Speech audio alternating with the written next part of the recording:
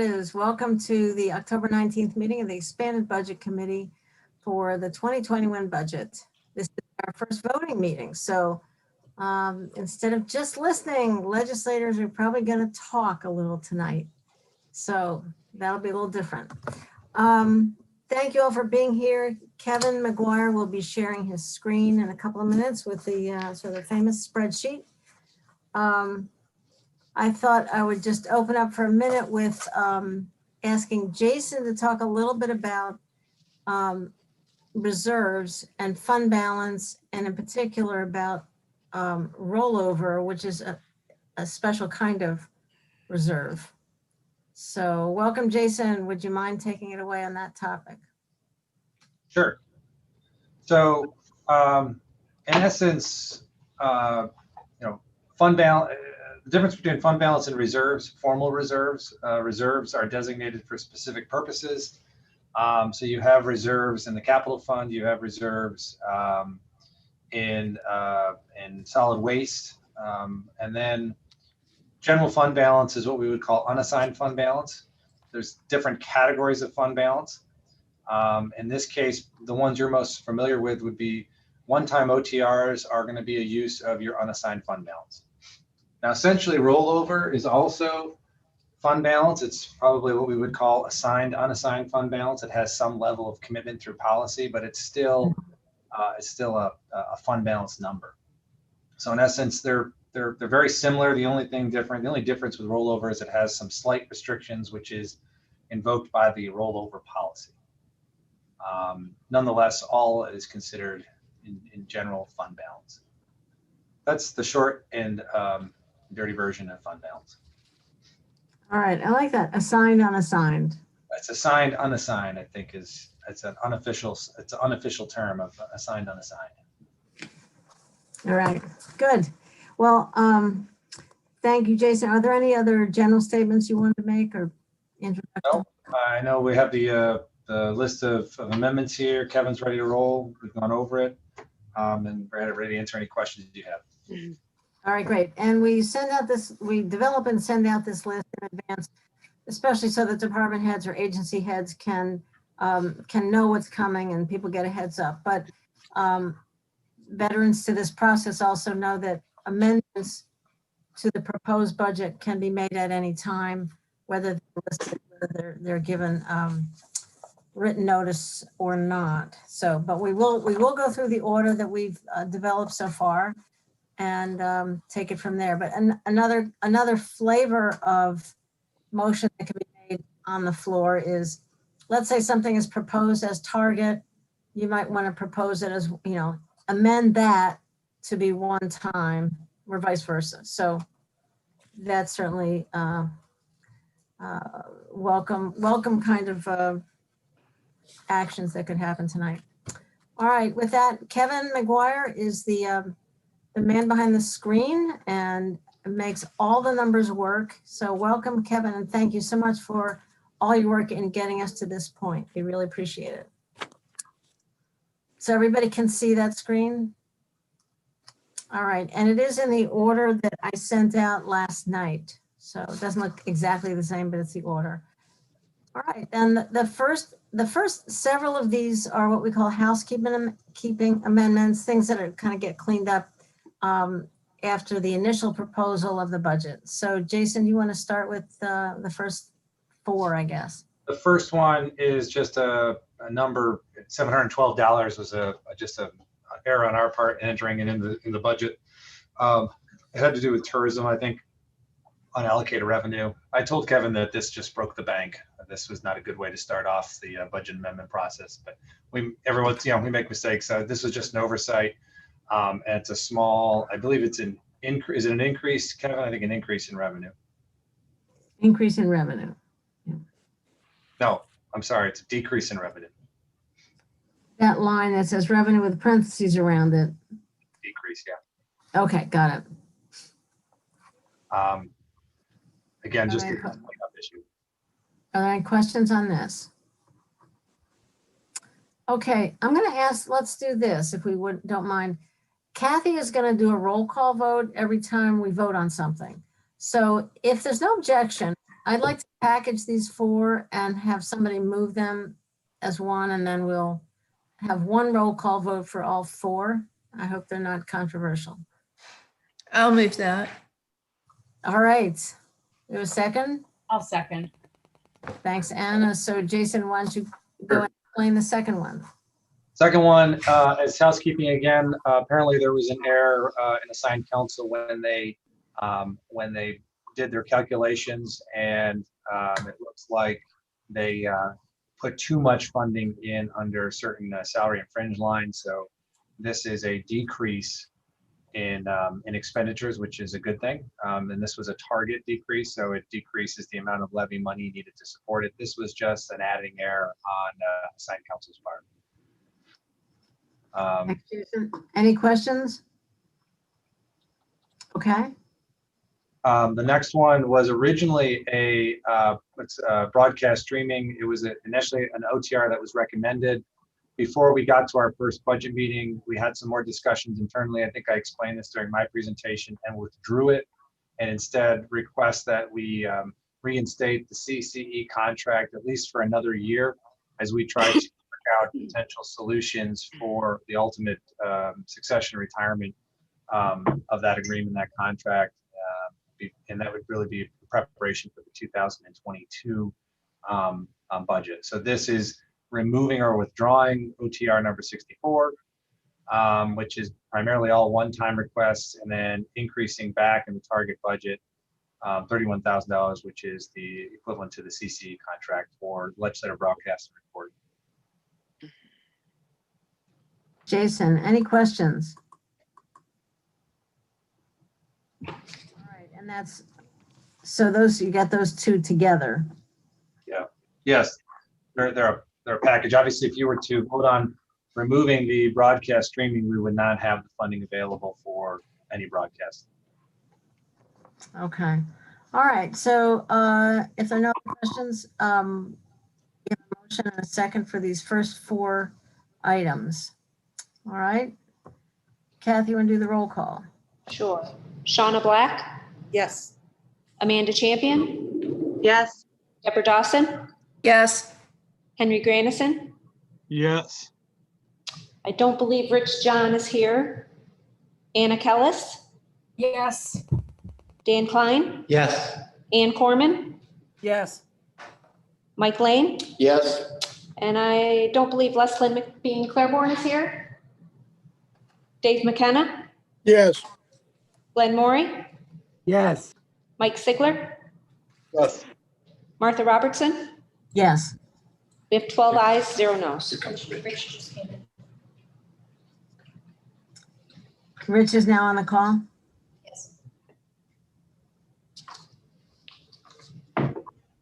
Rich, Yes, are you, here. Rich, we're voting. Was that a yes? I'm sorry, were we voting or calling present? We're voting on the first four budget amendments there, what we call housekeeping. Yes. All right. That's a lot of trust. That's great. Thank you, Rich. I read them. Okay. Okay, thank you. So those pass unanimously. All right, let me turn to Henry Grandison is up for the next one. And, all right, we've got, can you scroll that up a little bit higher there, Kevin? Okay. All right, Henry? Okay.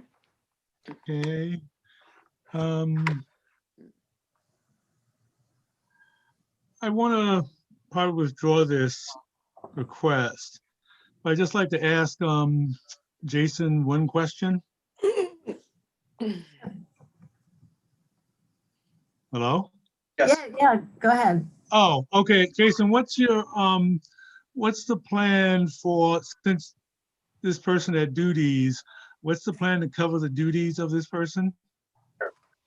Sure. So the little history of the criminal justice coordinator, it was a position that was created for 18 months. It was an OTR that was intended to only be funded for 18 months. And their initial goal was to help organize and track the alternatives to incarceration that were invested in by the county legislature in 2018.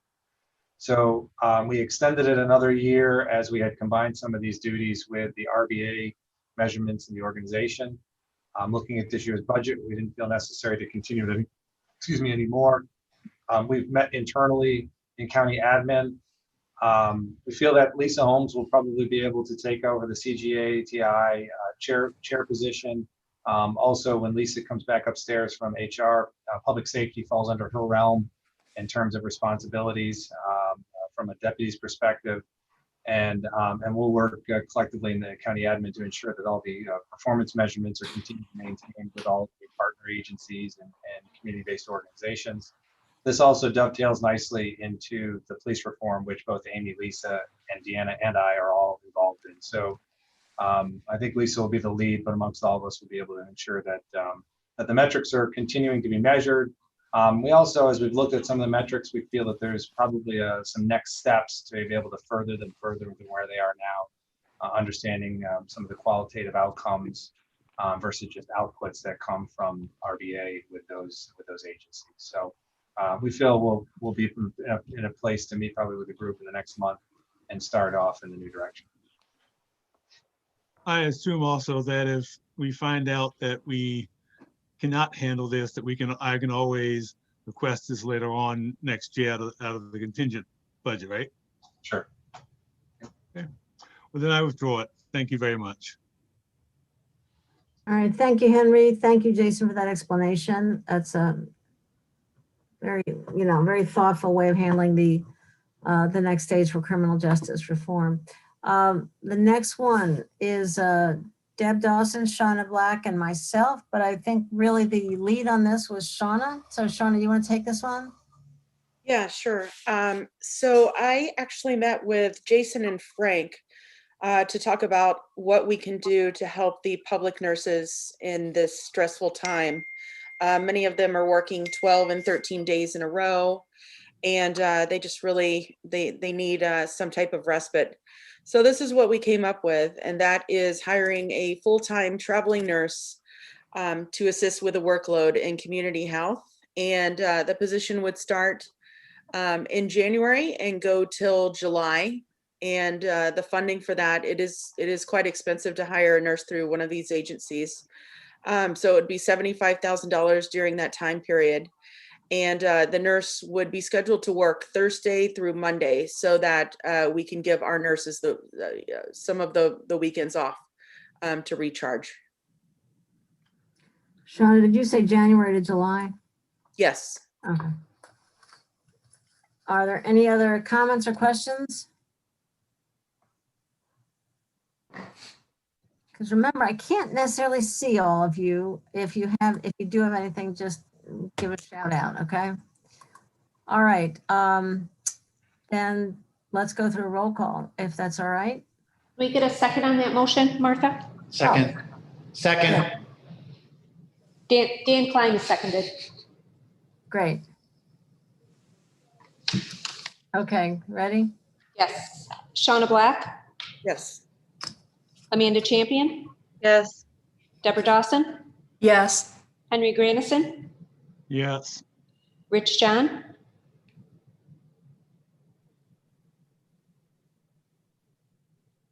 Anna Kellis, Yes. Dan Klein, Yes. Ann Corman, Sorry, yes. Mike Lane, Yes. Leslyn McBean Claiborne, Yes. Dave McKenna, Yes. Glenn Morey, Yes. Mike Sigler, Yes. Rich John, Yes, and I apologize. I hit mute instead of the other way around. I was talking at my screen. Martha Robertson, Yes. 14 ayes, 0 noes. All right, very good. The next one is a small one. I'll take that one. OTR 26 in the legislature's department to fund the NACO membership, National Association of Counties, with 3 years of one-time funding. It's only $2,031 a year. So I will move that. I'll second it. Thank you, Dave. And I think this year is our first year doing NACO, and I've found it very useful. I've sent a number of the webinar announcements to staff and other legislators as well. Amanda Champion. Yeah, thank you. I am wondering, I know Martha has found it useful. I'm wondering if any of my colleagues have found it useful. Amanda, I went to one webinar of NACO that NACO offered this year, and I found it, that was the only time I've attended any for NACO, and it was it was good to attend. Leslie, Okay. Mike, did you hear her? Just mumbling. My speaker is not working well, so That's a little better. trying to not sound like the whiz. But I was just saying I went to one webinar of NACO this year, and I found it very useful. That was the only time. I haven't done anything else with NACO. Great, thank you. I have sent the committee Yes. signups to folks, and those are, you know, easy to get onto a committee, and that's available as well. Henry? Yes, I also attended a couple of webinars that they gave, and I found them helpful. I'm not sure that you should commit ourselves to 3 years funding though, because I figure that, you know, we could just keep deciding each year whether to stay based on our attendance. Because again, you know, we went to webinars mostly because we were all remote. I'm not sure how many webinars there'd be if we weren't remote. As a one-time expense, it would come to us automatically every year. I've got two other people I got two people raise their hands. Who are they? I don't know. Me. Okay, Got Annie. my hand up too, Martha. All right, Annie, and then Mike Lane.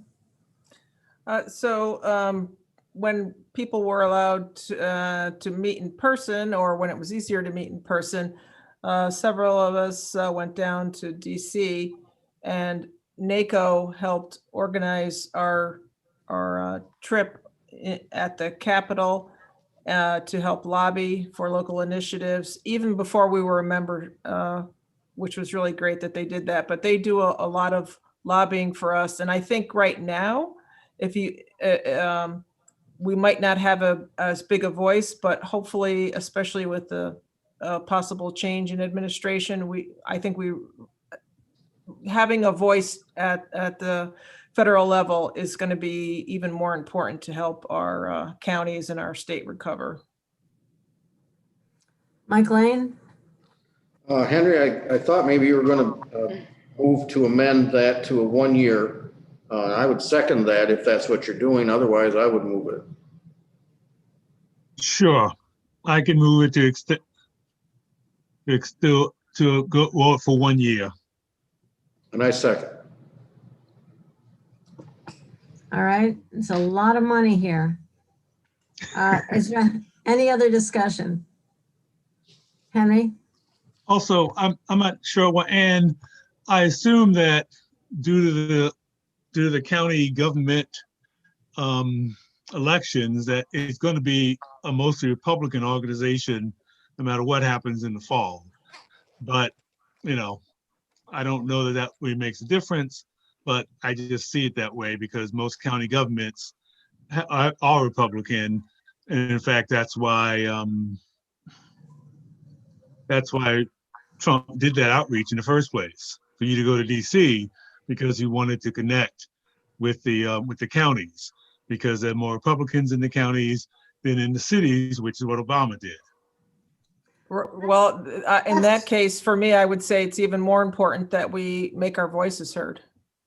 Okay. Yeah, and Henry, I would say, you know, I'm now on two committees about environment and land use, and about air quality. And maybe precisely because there aren't that many people in these committees, you can have an outsized impact. And Okay. you know, the first meeting I went to, I raised a couple questions, and actually was able to get different things on the agenda for the next meeting and was able to bring in a speaker, et cetera, who they weren't going to consider at all. So I think this is one of those where, you do your, you put in your time and you get back as, in response to the time you put in. And we're hoping they really help us out, regardless of the administration when it comes to state and local aid. And they have really been organizing the push for state and local aid in whatever COVID relief bill has been on the table. So For the next 24 hours. Yeah, they need more of us, Henry, not fewer.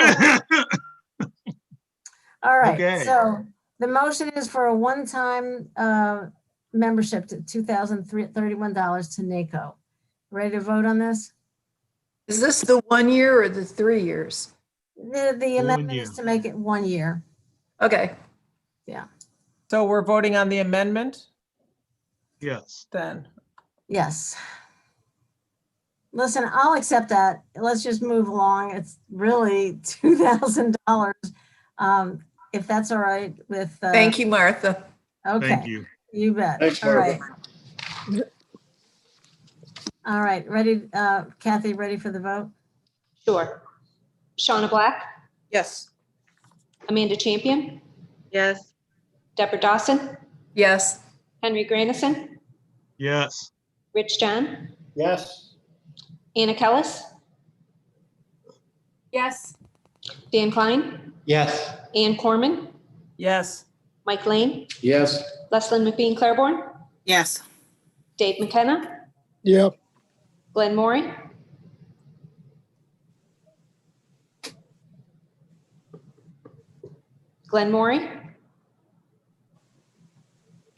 Mike Sigler, Yes. Martha Robertson, Yes. with 13 ayes. All right. Thank you. Next is Mike Lane, County Historian. Thank you, Martha. This and the next one have to do with the county historian's budget, obviously. The initial one is for what we've been doing, at least for the past 2 years, is putting $5,000 into the historian's budget for the operation and the projects of the historical commission. This year, for some reason, it didn't get added into the request. So this is just adding it in, just what we normally do, less 12%, which is what most of the agencies got reduced. So that's why it's 4,400. And I would move that amendment. I saw Amanda, was your hand up? Yeah, I'm sorry. I'm just going backwards to the NACO one. I thought we were moving to amend the amendment and then we still had to vote on the OTR. But I accepted it as a change to my amendment, to my motion. Okay, all right, just clarifying. Thank you. Okay. So we have the historian. Is there a second for that motion? Yeah, I'll second it, Martha. Okay, thanks, David. And the other person is raised, Amanda, is your hand up again or still? Okay, somebody else has their hand up? No. I did. It was just a second, but I took it down because Dave already did it. Okay. To the public, sorry for this awkwardness. I'm only able to see like 6 faces, so it's hard to see what's going on here. So when people raise their hand, I have a question about this. So Mike, is this target money do they get? I should have checked this. Does the No, commission? it's one time. Right, this is one time, but do they usually get annual money? Yeah, we've had, it's either been 1 or 2 times in the past. And so that's all we're asking for is, we aren't asking for a target increase. If you want to make a target, I suppose we could do that, but that's not the request here. Okay. Are there any other questions? All right, ready to vote on this one? Do we want to put this together with the next one as a package? I have no objection to that. Go for it, Mike. Okay, fine. The second one is to simply roll over the money that's accumulated going back to the Civil War Commission for the historical commission that we have now. And it is slated to be spent for several projects, which have been authorized by the commission, including the signage for the Cayuga Indians, for the pamphlet projects that we've been doing, and others. And I think Carol Kammen's on if you need the better list of those. But this we expect to be mostly spent in 2021. Thank you, Mike. Any questions? We did get an email sort of outlining that also. All right, we'll on these two together. Kathy, you want to take the roll call? Shauna Black, Yes. Amanda Champion, Yes. Deborah Dawson, Yes. Henry Grandison, Yes. Rich John, Yes. Anna Kellis,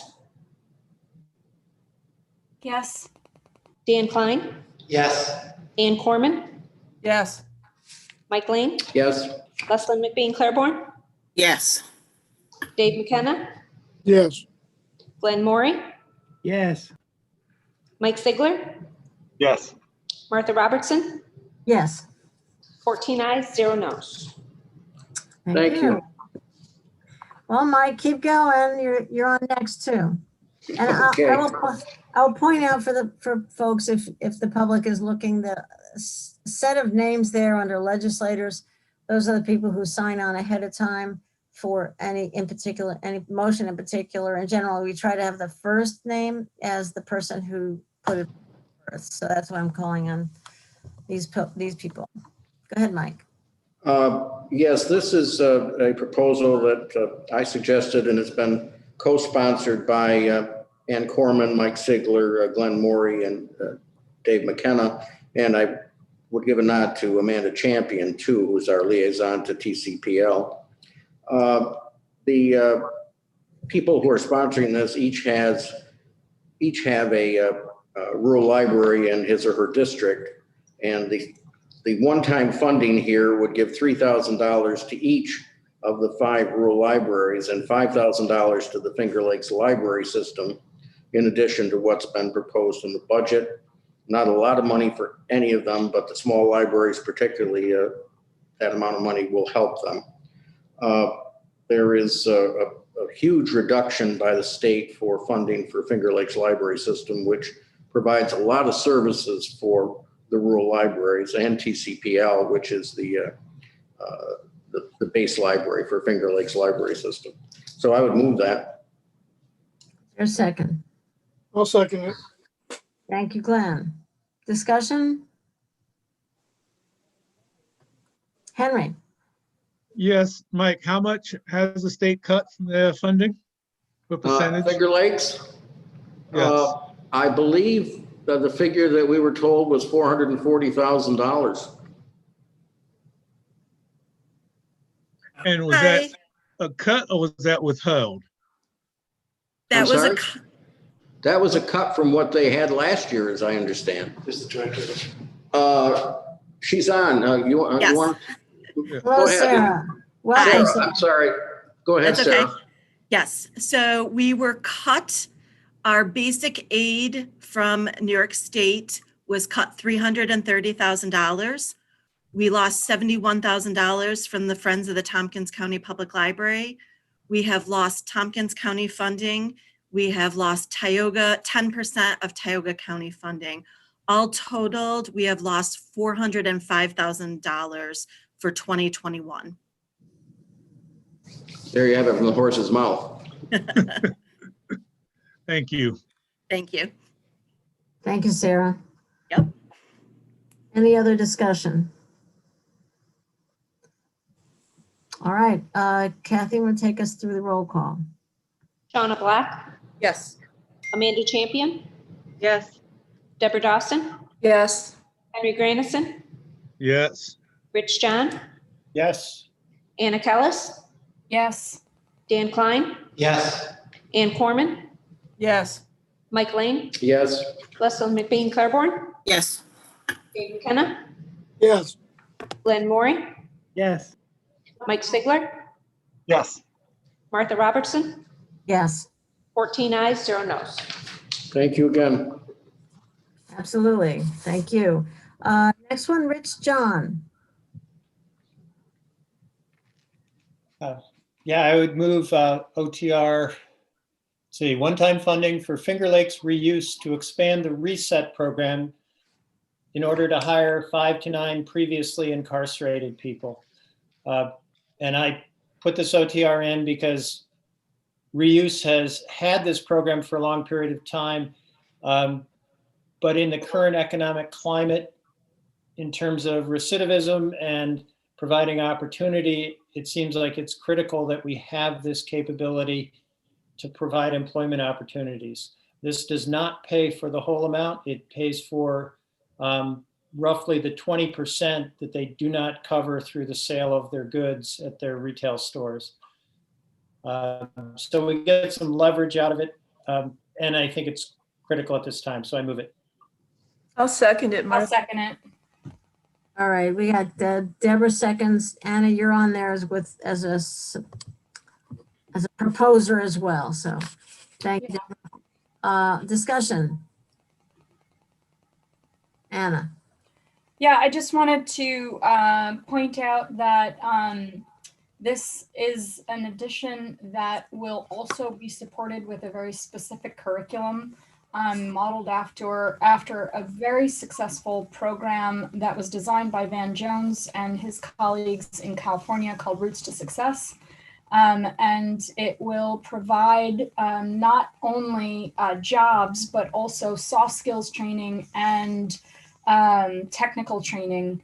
And the program is specifically designed to help people who are re-entering society from the criminal justice system with both those soft skills and technical skills in the green job sector. And that, I think, is an exceptionally beautiful thing.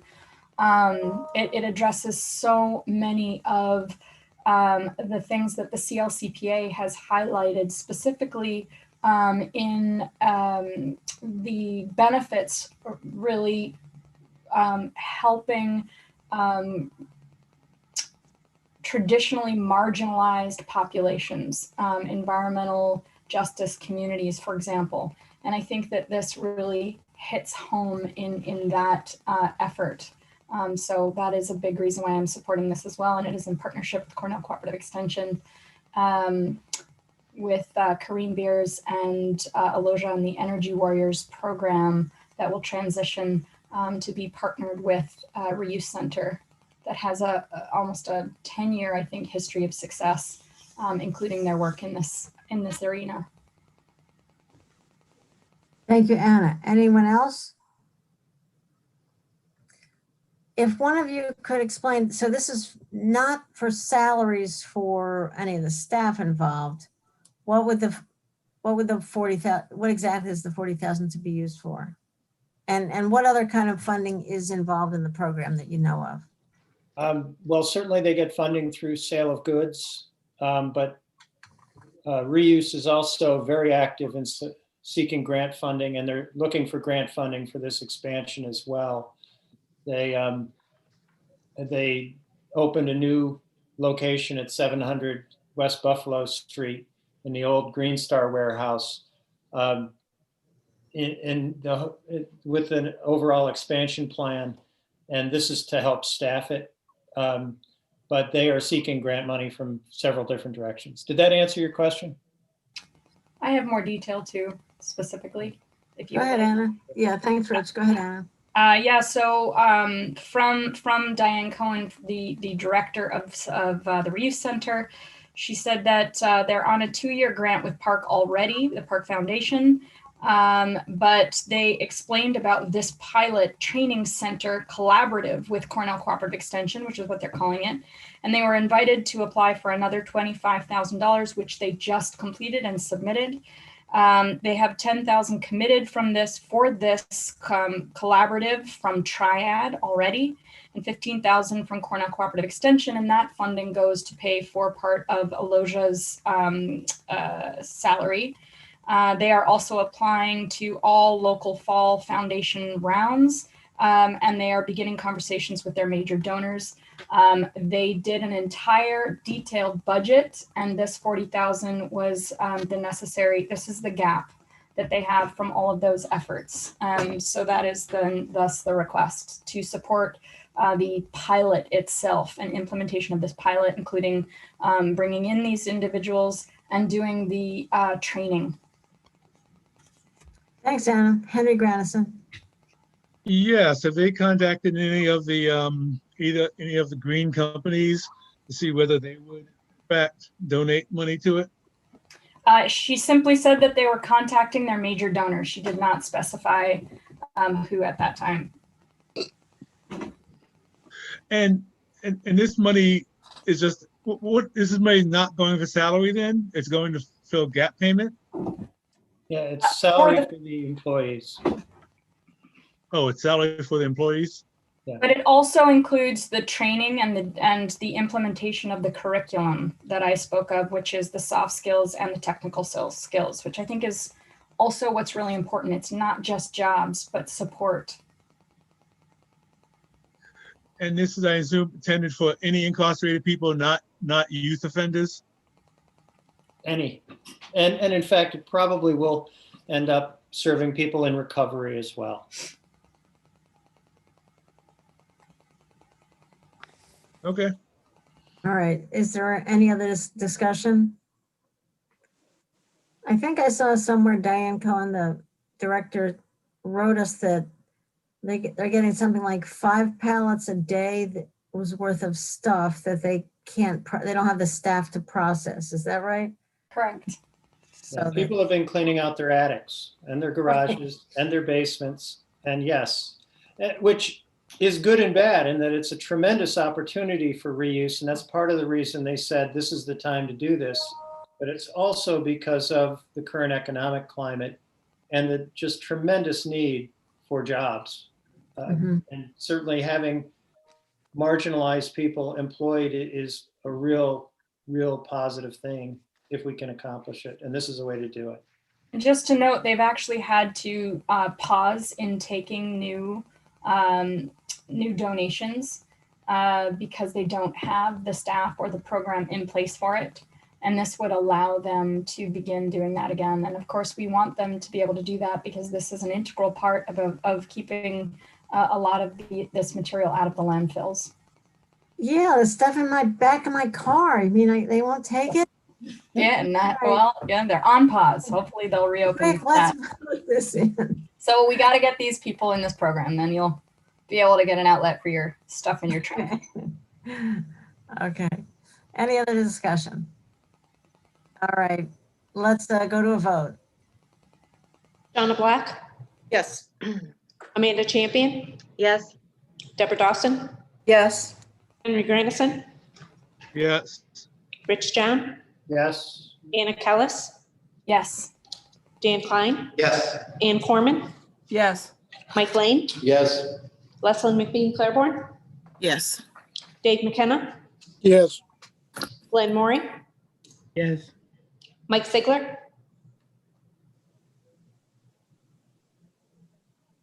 Martha Robertson, Yes.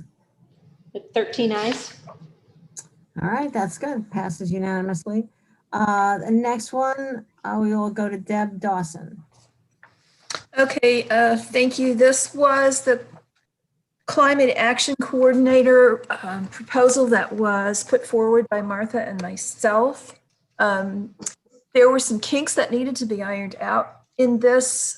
Martha and I met this morning with Jason and Katie, and this is the tweak to this proposal that you received in your mailboxes at 3:56 p.m. And I'm sorry for the last minute information, but this would be for a chief sustainability officer that would sit in the administrative in the administration department.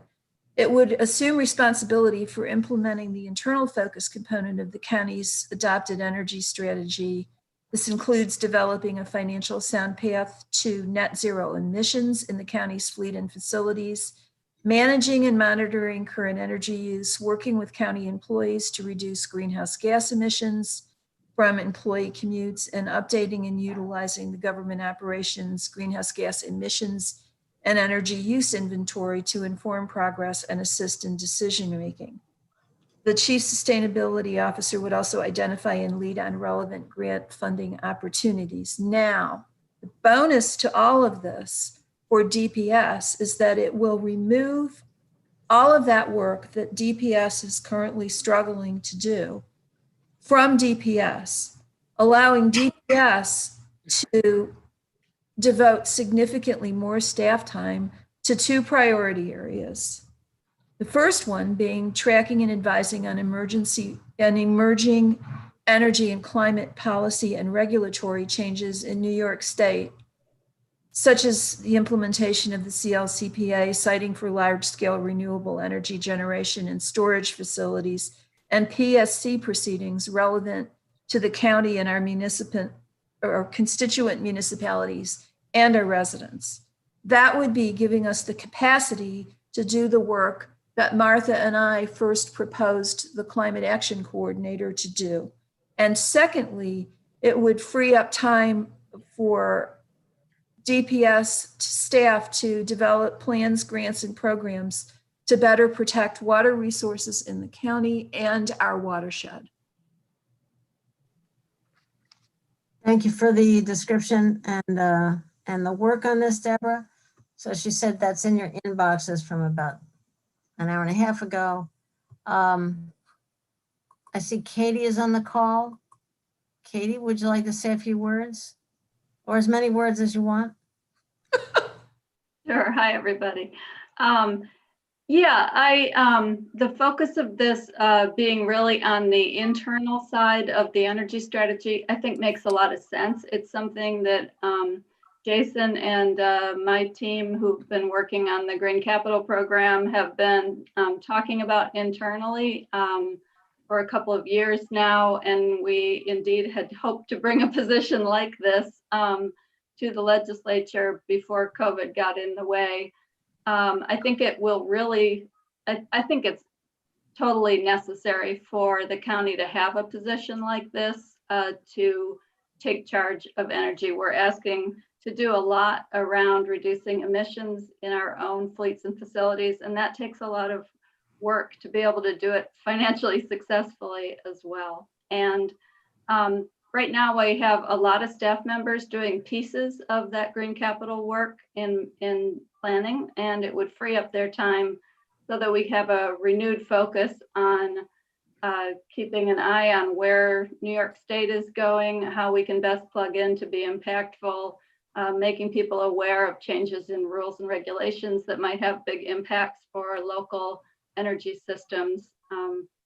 And the added benefit of, I think we would have additional staff to be able to do more work in water resources planning, and indeed have a staff member who is well positioned to be able to help with that. Thanks very much, Katie. Any discussion? Martha? Yes, Mike. Couple of things. Don't understand why this would be an administration as opposed to in the planning department.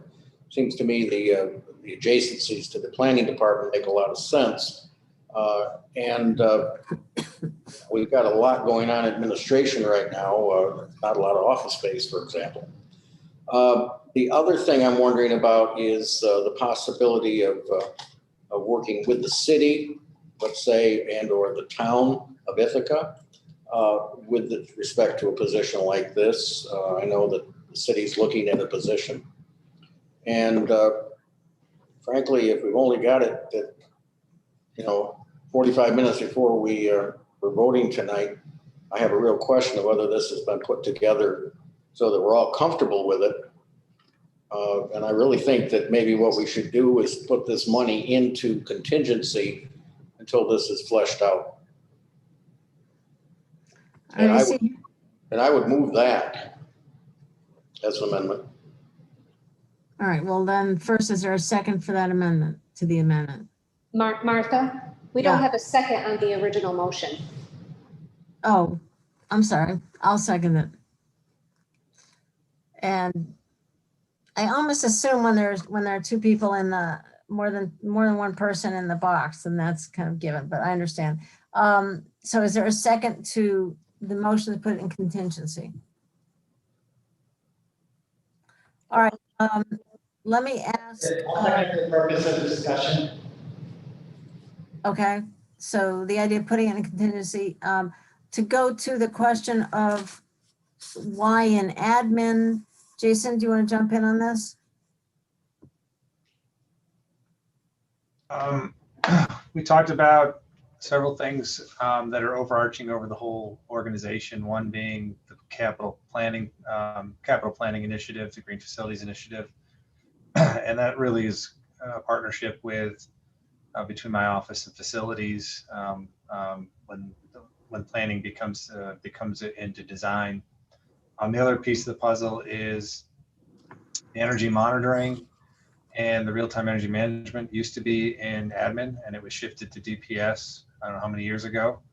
And being able to monitor all of the county's energy bills and energy contracts and so on and so forth seems to be better fit in my office than in DPS's.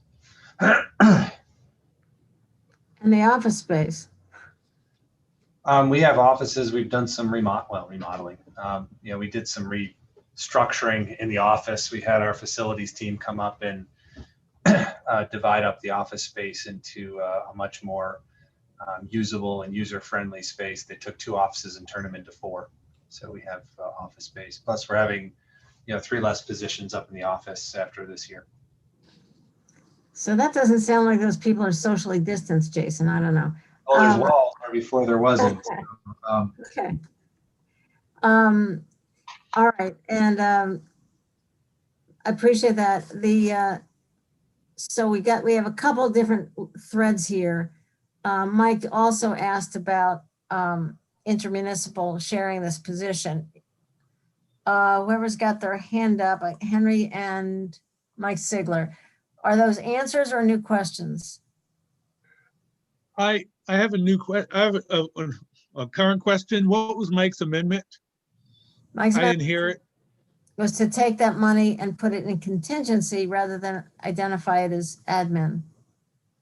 Okay, thank you. All right, we'll come back to you two, and let me ask about the intermunicipal question. Do you want, Deborah, you want to address this? I know you talked to Mayor Myrick. Well, I talked to Svante about the position for the city, but I honestly don't know what to say about that, simply because what Svante discussed with me is not consistent with what Leslin has informed us of in other meetings. So I honestly don't know what to say about it. What Svante told me was that the main thrust of the city's effort would be codifying the green building plan for new buildings in the very short term, and in the long term, pushing through new code for existing buildings that would require retrofits. That's clearly not in our bailiwick. I mean, we don't do land use regulation and codes, but he did acknowledge that there would be possibilities for us to cooperate on efforts to green our facilities and green our fleets. So if I can address that also, I've been going to these meetings with the city every month for a number of years. And they've expressed interest in our green fleet, for example. And Katie and her staff have been very supportive and helpful, because Katie, am I right? They don't have any or very few electric vehicles. I mean, they were kind of wondering how could they do this. And we already at that time, 7 EVs, I think. So collaboration feels more like we're gonna advise them. Katie, do you have was that your memory? Well, I think Deborah's right. They're working on impactful things that only a city can do, and the county certainly can't pass a code like that. So I think it's a partnership where we would be supportive and share lessons learned. That I'd say we're a little bit ahead of the curve on EVs and some of our sustainability work in our facilities, that we would be sharing what we're learning and grant opportunities. And yeah, there's already collaboration happening there. And I would add that I see the position that is shared between the city and the town right now, has been for the last few years, is much more relevant because those are two municipalities with very similar responsibilities. So the skill set, the focus makes sense there, where we're really doing different things. Nonetheless, it's moved very slowly. Very, very slowly, perhaps because it's shared between two municipalities is my. Well, I don't think that helps, but. Right. Two hands, Henry Granison and then Mike Sigler. Yes, I was wondering about the, last year we had the water guardian position that was proposed. And it was a full-time position. In fact, it was thought that it'd be more than a one full-time position to really be the water guardian. How are you going to combine that with the climate coordination into your current staff? Because it just seems like you would exceed, that you're basically shoving two jobs into a couple of people. Katie? Sure. Our staff, there are a lot of different people doing pieces of the energy work right now, which is part of the difficulty here. I think this still won't be a full-time water guardian position. This will be a staff person able to spend significantly more time moving the dial on water issues. It still won't be 100% of one person doing water resources work. I feel like the amount of additional staff time that we can allocate to this will be impactful in our community. And in terms of the sustainability work, we're setting our work schedule where we've heard from the legislature and the community that a focus on water resources and energy and climate are priorities. So we are trying to keep that in mind as we develop our work program. Then you also going to have possibly have the broadband service too in your office. Right. That just seems like a lot of work.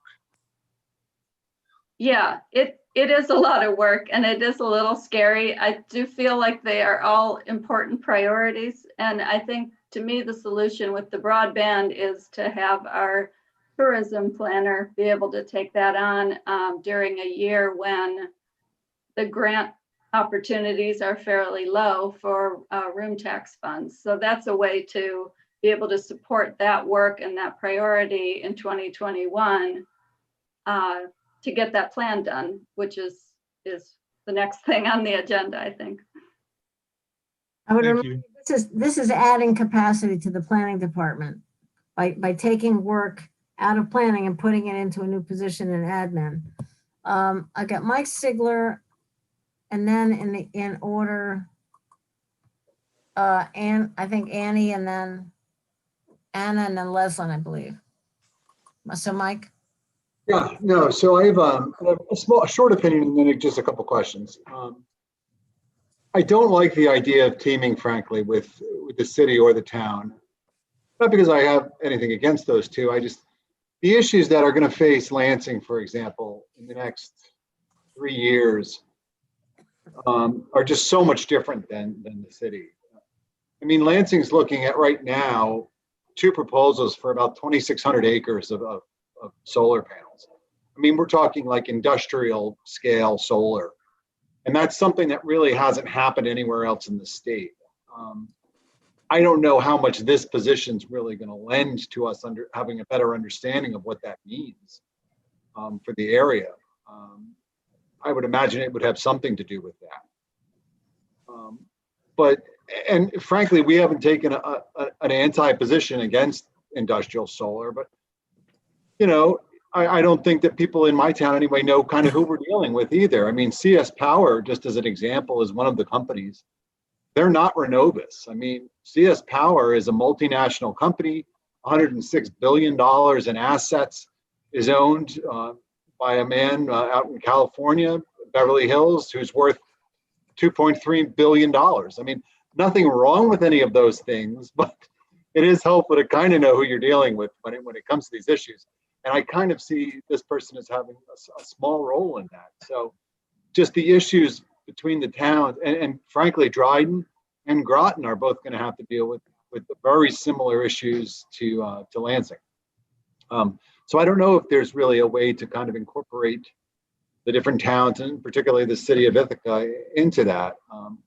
But that brings me to my question is kind of like, and I've asked this, and actually Deborah gave me a pretty good answer, and I'm satisfied with it, but I thought you'd benefit maybe other people from hearing this, as to what this job would actually do, because I'm getting a lot of emails from people, and that's awesome, but it's all about how climate change is the biggest threat to the world. Okay, I get that, but I'm wondering how this person is going to kind of contribute to us battling that. I mean, for me, I think the answer is nuclear. I think you all know that, but I don't know what this person's kind of role will be to basically to turn the tide on climate change. So that's kind of what I'm looking for from Deborah and from Martha. Deborah, you want to go ahead and take a stab, Deborah? Well, yeah, you know, Tompkins County can't by itself turn the tide on climate change, obviously. I know that we have the jewel of Dryden and, you know, Lansing's wonderful, but we're not going to be able to do it by ourselves. Seriously, I think that we need to be proactive in preparing ourselves to meet the challenges that are going to be set by the regulatory framework that's going to be put in place to implement the emissions reductions and the transition to fossil-free electricity that's going to be mandated under the CLCPA. We could wait and see what Albany does, but then we're going to be playing catch up.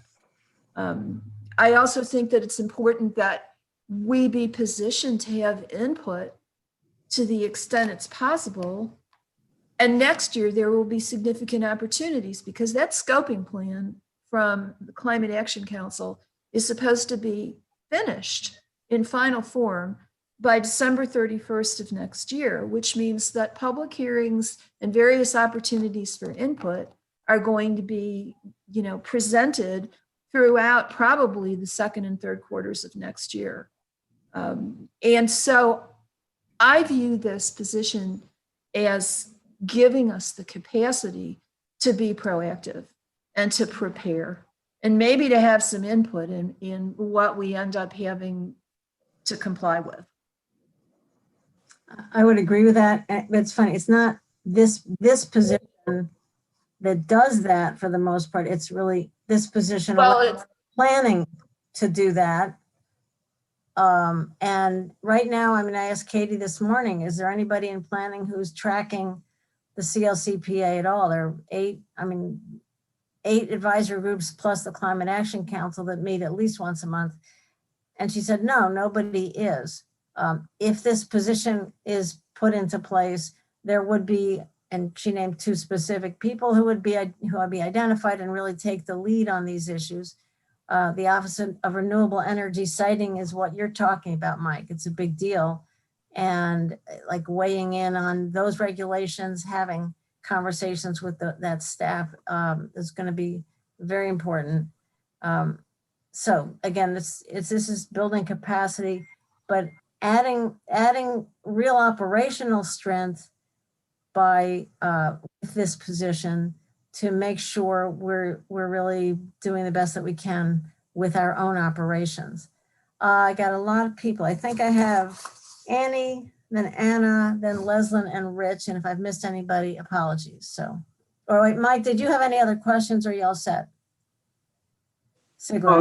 Just another quick question, I guess, and it's something you've already answered for me, and I was satisfied, but I can't imagine other people don't have this. Why a temporary position like this? Why not make this just a full-time position at the legislature? I would consider that a very friendly amendment. Right. I mean, I think this operational position certainly is going to be important going forward.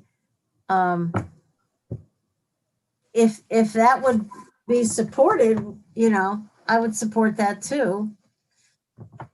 We have one amendment at the moment to this amendment. So Kathy, am I right that we should deal with the one before we take another amendment? That's correct. Okay. So what's the amendment, the thing that we sent out? No, yeah, the thing we sent out, the motion is an amendment to Jason's proposed budget. Right. The move to make it, to put One it in, amendment to an amendment, and then you stop. yeah, the move to put it into contingency is an amendment to an amendment. That didn't get a second. Yes, it did. Yeah, it did, Dan did. Oh, okay. Okay. All right.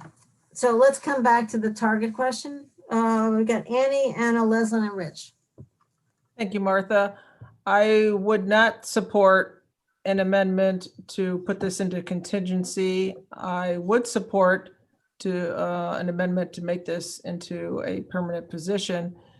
I don't think we can waste any time.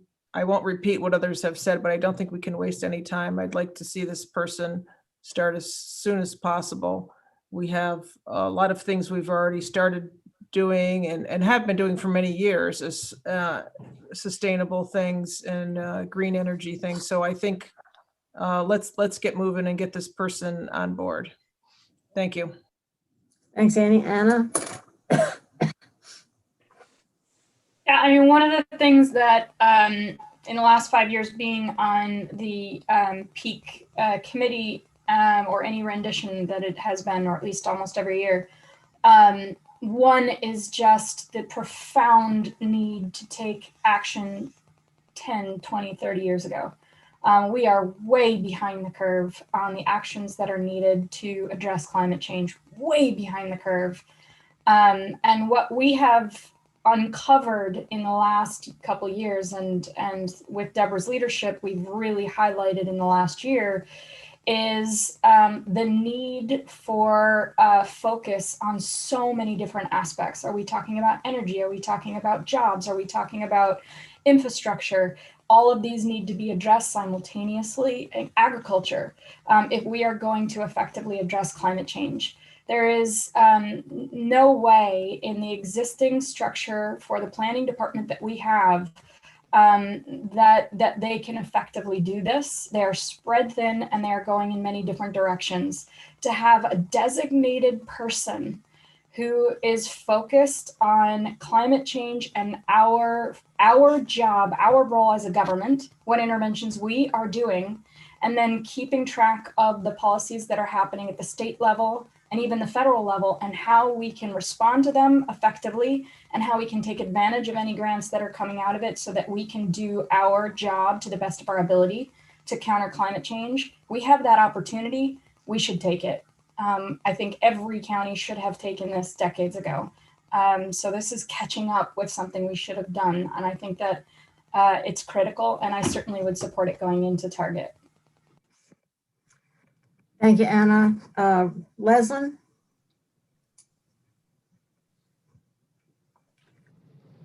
Leslie, your hand was a while ago, Martha, but at the point it was just a matter of us being cautious that we not speak ill of what the city may or may not be doing. That was all.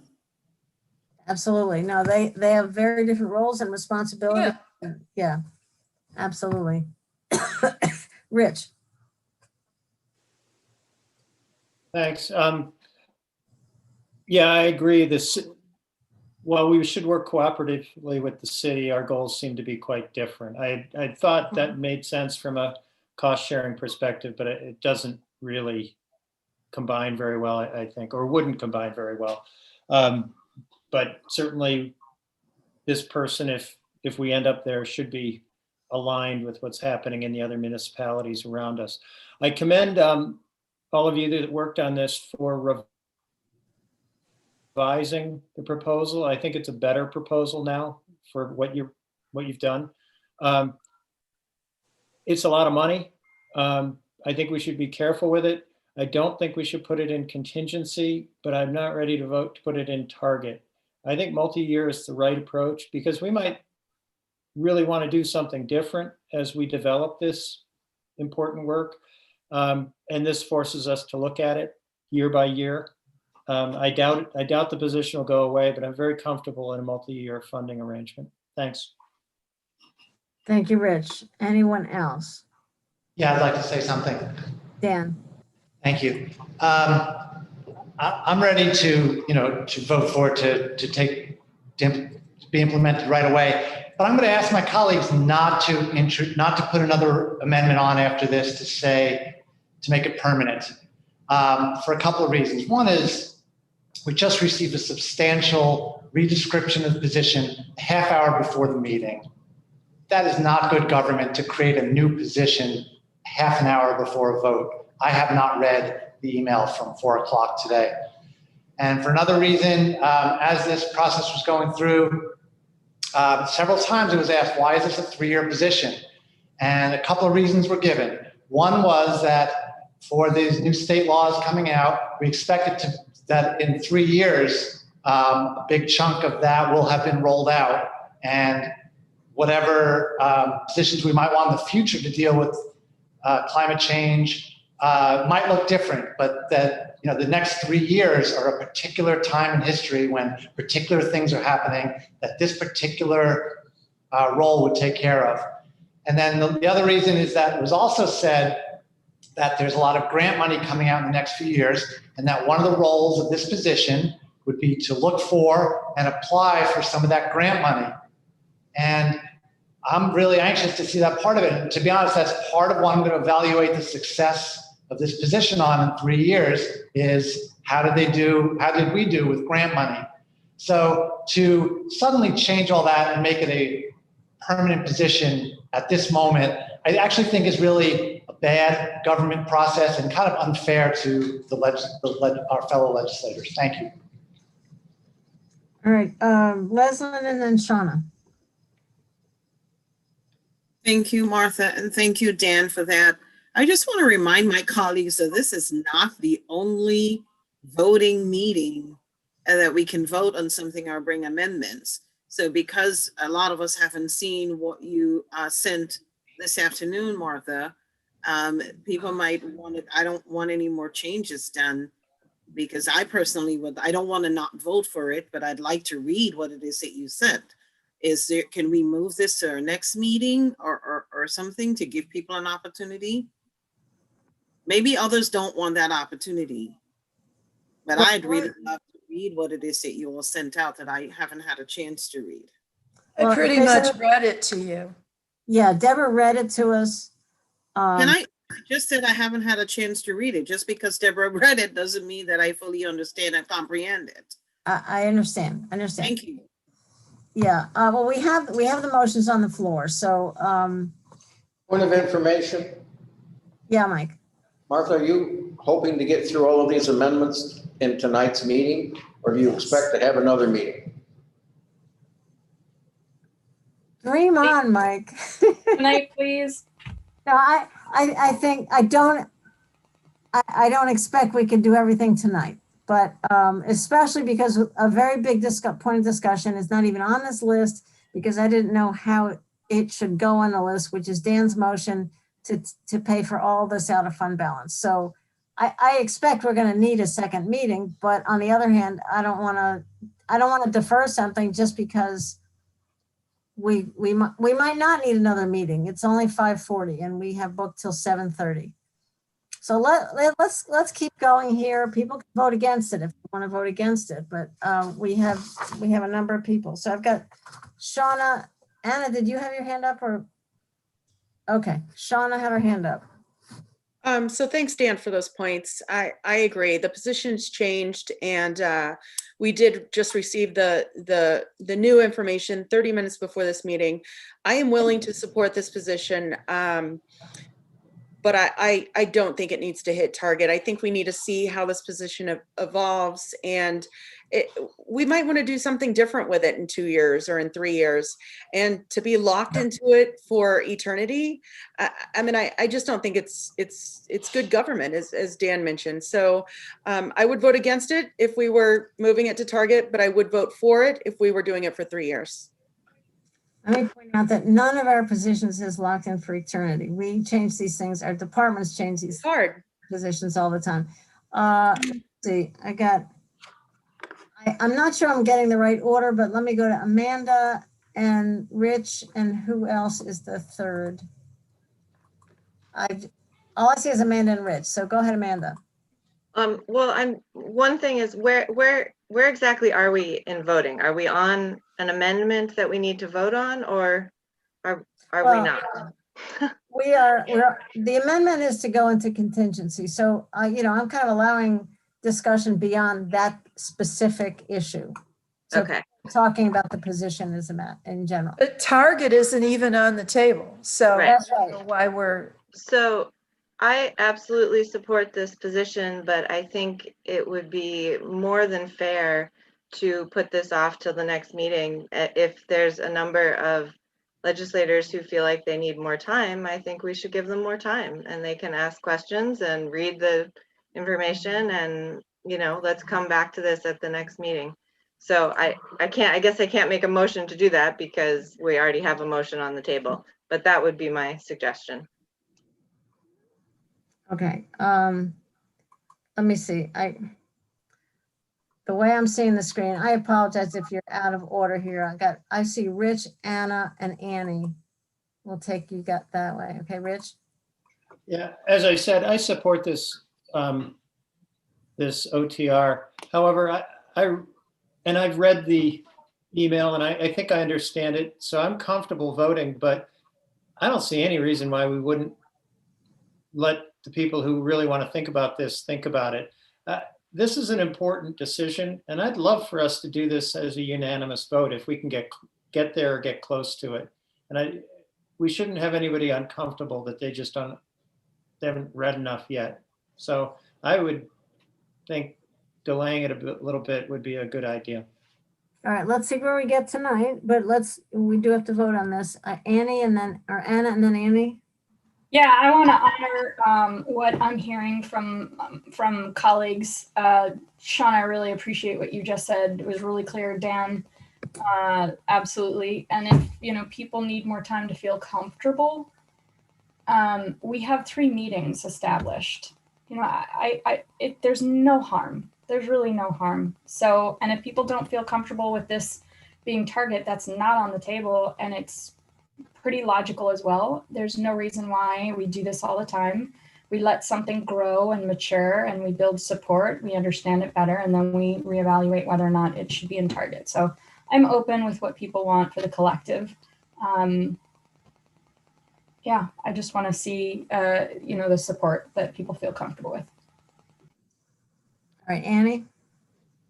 I'm glad that Dan brought this up, because I'm really thinking that the clarification that has been made in the position, responsibilities are things that I feel really make it clear to us and to the community what this person is going to be doing, and it helped address a lot of the questions that I had, which I appreciate everybody working on and meeting again about this. But it also would also not only give us legislators who didn't have time to read it more time to look over it and ask questions. And then we have received a lot of feedback from the community that also gives them more time to give feedback if they have any. So I wouldn't mind putting this to the end of our list or to the next meeting. Thank you. I could point out that I don't think I see any other hands up. I would point out that putting it in contingency does exactly that. It lets the staff work with the planning peak committee on the actual job description and refining it and making sure we, that it's what people are looking for. And then it comes back to the committee and then the full legislature once the job description is determined to be pulled out of the contingent fund. So I would argue that that's a way to do this and kind of not leave this hanging and have people wondering what we're going to do. Anna? Yeah, I would not support going into contingency. I just wanted to be clear. I do think that that the job existing and will inform the legislature of what the benefits are and what its potential is. I'm not sure that we will be able to iron all of that out prior to even doing the position. So if people feel comfortable doing that for a few years rather than target so that we can really evaluate the position, that seems logical. I'm sorry, I didn't understand that. When talking about going into what I'm saying is I think that the position, if I had to pick between going into contingency and trying to iron out the entire position ahead of time, instead of putting this position in place as you have written it for several years, letting it mature, getting feedback, getting information, and then evaluating after several years whether or not you want it to continue, I would pick the latter. I just meant we could, if we voted to put it in contingency, then we don't have to have this entire discussion again, either at the end of the meeting or next week. I'm just stating my preference. Okay. All right, if there's no other, I don't see any other hands up. All right, then the motion is to move it into contingency. So I guess I'm going to vote to support that, but if there's no other comment. Kathy, you want to take the roll? Okay. Shauna Black? Wait. Can we clarify exactly what we're voting on? Well, what's on the table? Yes, on this, are we simply voting to add the contingency to the proposal, or are we voting on the proposal ending up in contingent? If we vote yes on this, it means then the main motion that we then would vote on is to put 110,000 multi-year into the contingent fund pending a job description that's developed and approved by the committee and then the legislature. Is that right, Jason and Katie? Martha, I think we still need to vote. We would need to vote twice, right? Yeah, that's what I thought. Okay, it just your description sounded not quite like that. No, I'm trying to describe what I'm trying to say that. The main motion, if we vote yes on this, the main motion is to establish this position, but the job description it goes into the contingent fund. Staff can't post and hire this position until a job description comes out of the committee and is approved. Right, but we're just right now voting on the contingency part, not the main motion. That's right. Okay. Yeah, and if we vote. So if we vote no on this, we still can vote on I can finish. I wasn't finished. It's a two-step process. If we vote yes, it goes into contingency, or if the motion is that it goes into contingency. We then vote whether to support this position in contingency. If that goes down, then we have no position on the table at all. The position is rejected unless somebody then moves it again, reintroduces it. Now, if we could withdraw this motion, I can't withdraw a motion I didn't make.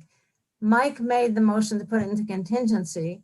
If we want to back the whole thing out and move it to a later part of the meeting or next week, my understanding is the best way to do that is to withdraw the amendment and then withdraw the motion. Martha, I'm not withdrawing. I thought with your description of what would happen if it went into contingency was exactly right. It's something we have done before with positions, and I just think it makes for better government. And I would support that entirely. But we have to take that first step to make it a contingent fund allocation as the motion, and then we would vote on it to see if we, if people approve that or not. Before we vote, Martha, may I ask Jason and Katie how long they think it will take to get a job description together? 3 or 4 years.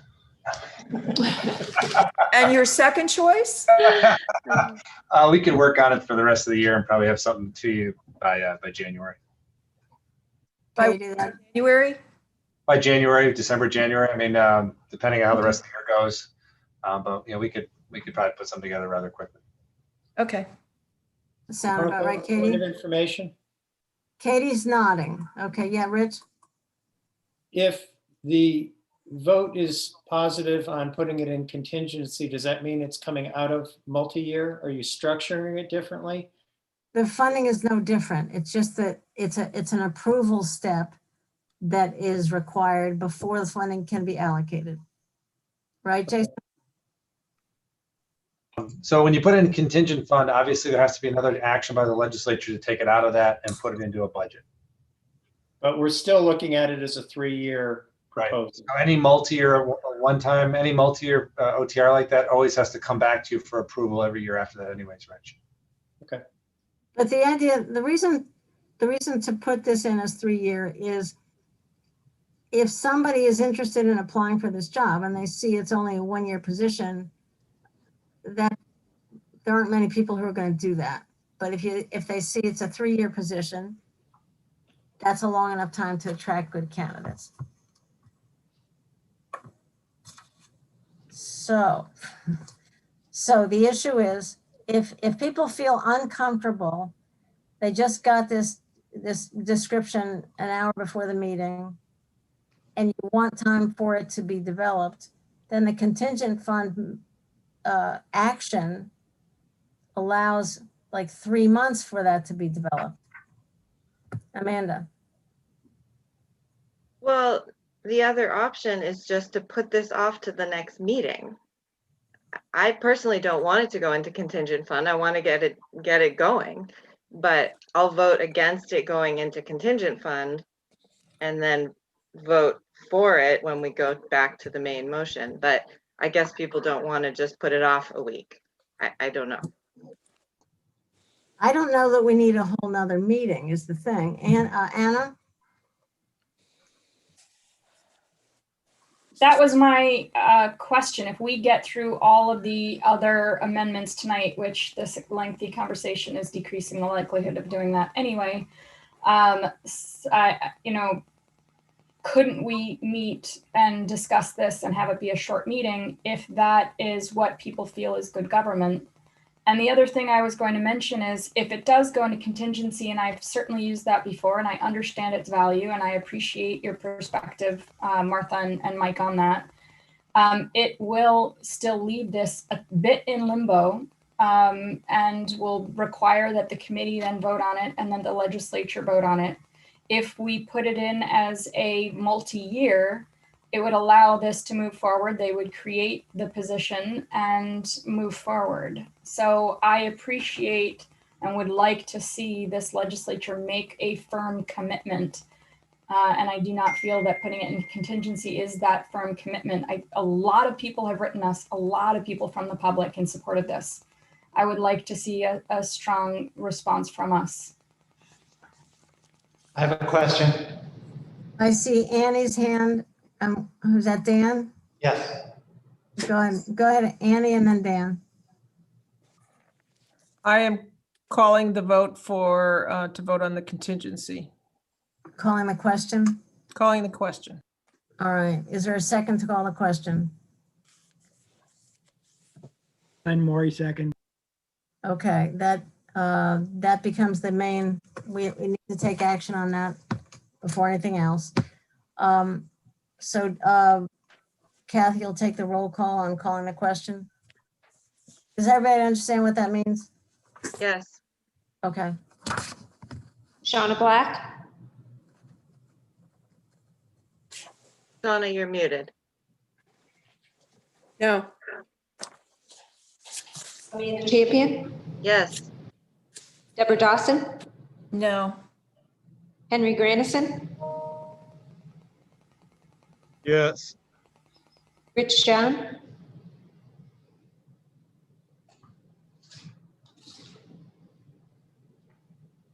Rich John, No. Anna Kellis. This is a vote for it to go into contingency, correct? No, This is a calling vote the to- question. Oh, It's a this vote is to call end the the debate. question. Yes. Call the question. Dan Klein, No. Ann Corman, Yes. Mike Lane, No. Leslyn McBean Claiborne, Yes. Dave McKenna, Yes. Glenn Maury, Yes. Mike Sigler, Yes. Martha Robertson, Yes. And Martha, I misunderstood what we were voting on. I thought we were voting on whether we wanted to put it in contingency. I would vote to call the question. Okay. Kathy, you should have at least 9 we have yeses. 10 ayes, 4 noes. All right. So the motion is on the, we need to move to vote next on whether to change this main motion into a contingent fund allocation. Nothing else about the position changes. It still would be promoted, be intended for county administration. The idea is that the job description would be developed and then the legislature votes to allocate that and to move it out of the contingent fund. All right. So motion right now. Go ahead, Kathy. Shauna Black, No. Amanda Champion, No. Deborah Dawson, No. Henry Grandison,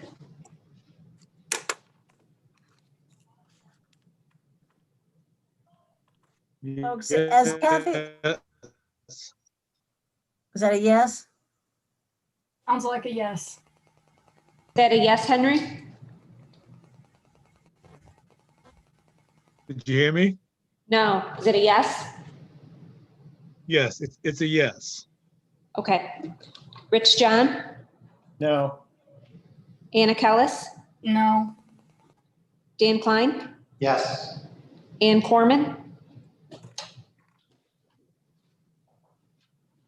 I'm starting to get a little confused. So this is about whether it should go in contingency. I'll vote no.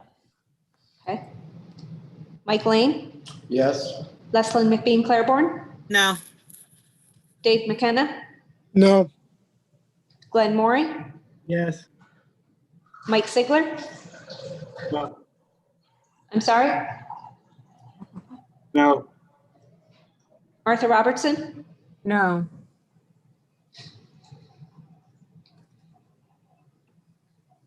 we have 4 ayes, 10 noes. So the contingent fund part of this fails. We're back to the main motion that we started with. Amanda, Can I move to put this off to the next meeting, even if it's the only thing we talk about at that meeting? I'll second that. okay, that's, Is that a motion to table? Motion to postpone. Postpone. Postpone? Was that seconded? I yeah. seconded it. Anna. Okay, thank you. And I think that this is not debatable, is that right? No, it's debatable. All right, then we can have more debate. All right. Were there hands up that I missed? Point of information. Yeah, Dan. Is it legitimate? Is it within the rules that we could, if we wanted to, vote on this at a legislature meeting? What happens now, what we're doing is we're making amendments to Jason's budget. This is now one of the proposed amendments. We need to vote it up or down. I mean, Deborah and I have moved this. Yeah, but it can be voted on in a non-budget meeting. It could be voted in the beginning of the legislature meeting tomorrow night, yes or no? No, Kevin, if I can finish. So we are in this process of amending Jason's budget. if this fails during this expanded budget process, the motion could be made on October 29th, when this full legislature meets to consider the amended budget, the tentative budget. At that point, yeah, that can be done then. Point of information. Yeah. But it would have to be, Dan, let me just finish. Sure. I don't intend to withdraw the motion. I'm pretty sure Deborah doesn't either. It will remain on the table. I mean, whether we do it tonight or the end of the meeting or next Tuesday, I'm not planning to withdraw it, and therefore it would only go to the legislature if it's been defeated by the expanded budget committee. So my question is, we're about to vote on a motion to postpone. Can we postpone it till tomorrow night's meeting? You mean, no, because we're not, tomorrow night is not the expanded budget committee. Tomorrow Okay, thank you. the legislature. We vote on it as a legislature only after all of these amendments have been dealt with. Thank you. I didn't understand that part of the question. Okay, no problem. Okay. Kathy, we have a motion to postpone, is that right? That's correct. Okay, Amanda, what was it to postpone till when? Until the next expanded budget committee meeting, even if it's the only thing we talk about. We meet and we talk about it for 15 minutes or 20 minutes or half an hour. But that the next EBC. 5 minutes. I don't know when that is, next week, I guess. Next Monday. Yeah. Next Tuesday, I think. It's already on all of our schedules. I'm not sure what the problem is with having a very short meeting if it's the only thing. Okay, Anna, is that that was your motion too? Exactly. Even if it's 5 minutes, we'll Okay. all do it with like feeling good about it. Let's all feel good about it at the end. That's all we want. Martha? That Mike? Dan, okay, Dan. Yep. I'm not necessarily opposed to it. I just want to inform everyone that this shouldn't be news to you, that I'm going to be making a motion about the fund balance. And by definition, that has to be the last motion made, the last amendment made, because the dollar figure amount is based on all the other amendments. So I'm not speaking for or against. I just want to let you know, next meeting will not be 5 minutes. If we have another meeting, it's going to be at least 2 big questions on it. So 10 minutes. No. All right, I got an idea. Amanda and Anna, would you deferring this motion, and we'll defer the vote until the end, until 10 minutes before we're exhausted tonight? How about that? No, that would not work for me. I want to give people a chance to read it and feel comfortable with it. I think that's what's been requested. Yes. Okay. Is there any other discussion? All right, I'm going to ask everybody, unmute your machines now, because Kathy's going to start a roll call. Okay, thanks.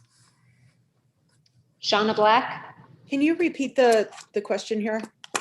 postponing Just the so motion to the next expanded budget meeting on October 27th.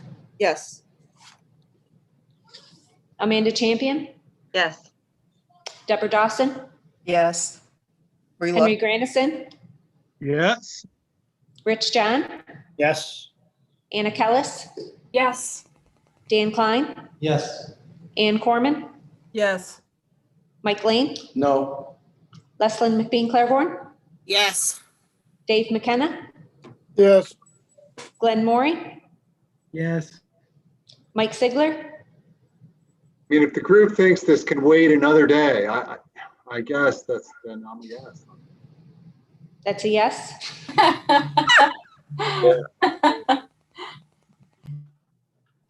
That's a yes. Martha Robertson, Yes. with 13 ayes, 1 no. Okay. Next. Oh, there's another easy one. Anna, Hey, I think it is. go ahead. Broadband. Well, I think that I have talked this one to death with all of you, but I'll give a really succinct summary. Essentially, as all of us know, we have a crisis with broadband. Okay. I'm going to give a minute, Martha, All for right. the public. Part of the issue is that we have a system in place where we use grant money or taxpayer money that goes to private companies that build the physical system and then provide service through that system. So they determine when things get built and the quality of the service that gets built. The purpose of this study is to identify where all the gaps are, where anybody is either underserved or unserved, and that is defined by less than 100 megabits per second, and create an engineering. Part of the study would be an engineering study where we would outline the physical wires, where they would be for both middle mile and last mile, meaning to the home, a business model of ownership, outline of timeline of operations and maintenance, an estimate of operations cost and capital costs. So that is the outline of this study, which is all information that we need in order to move forward in potentially building out physical wires.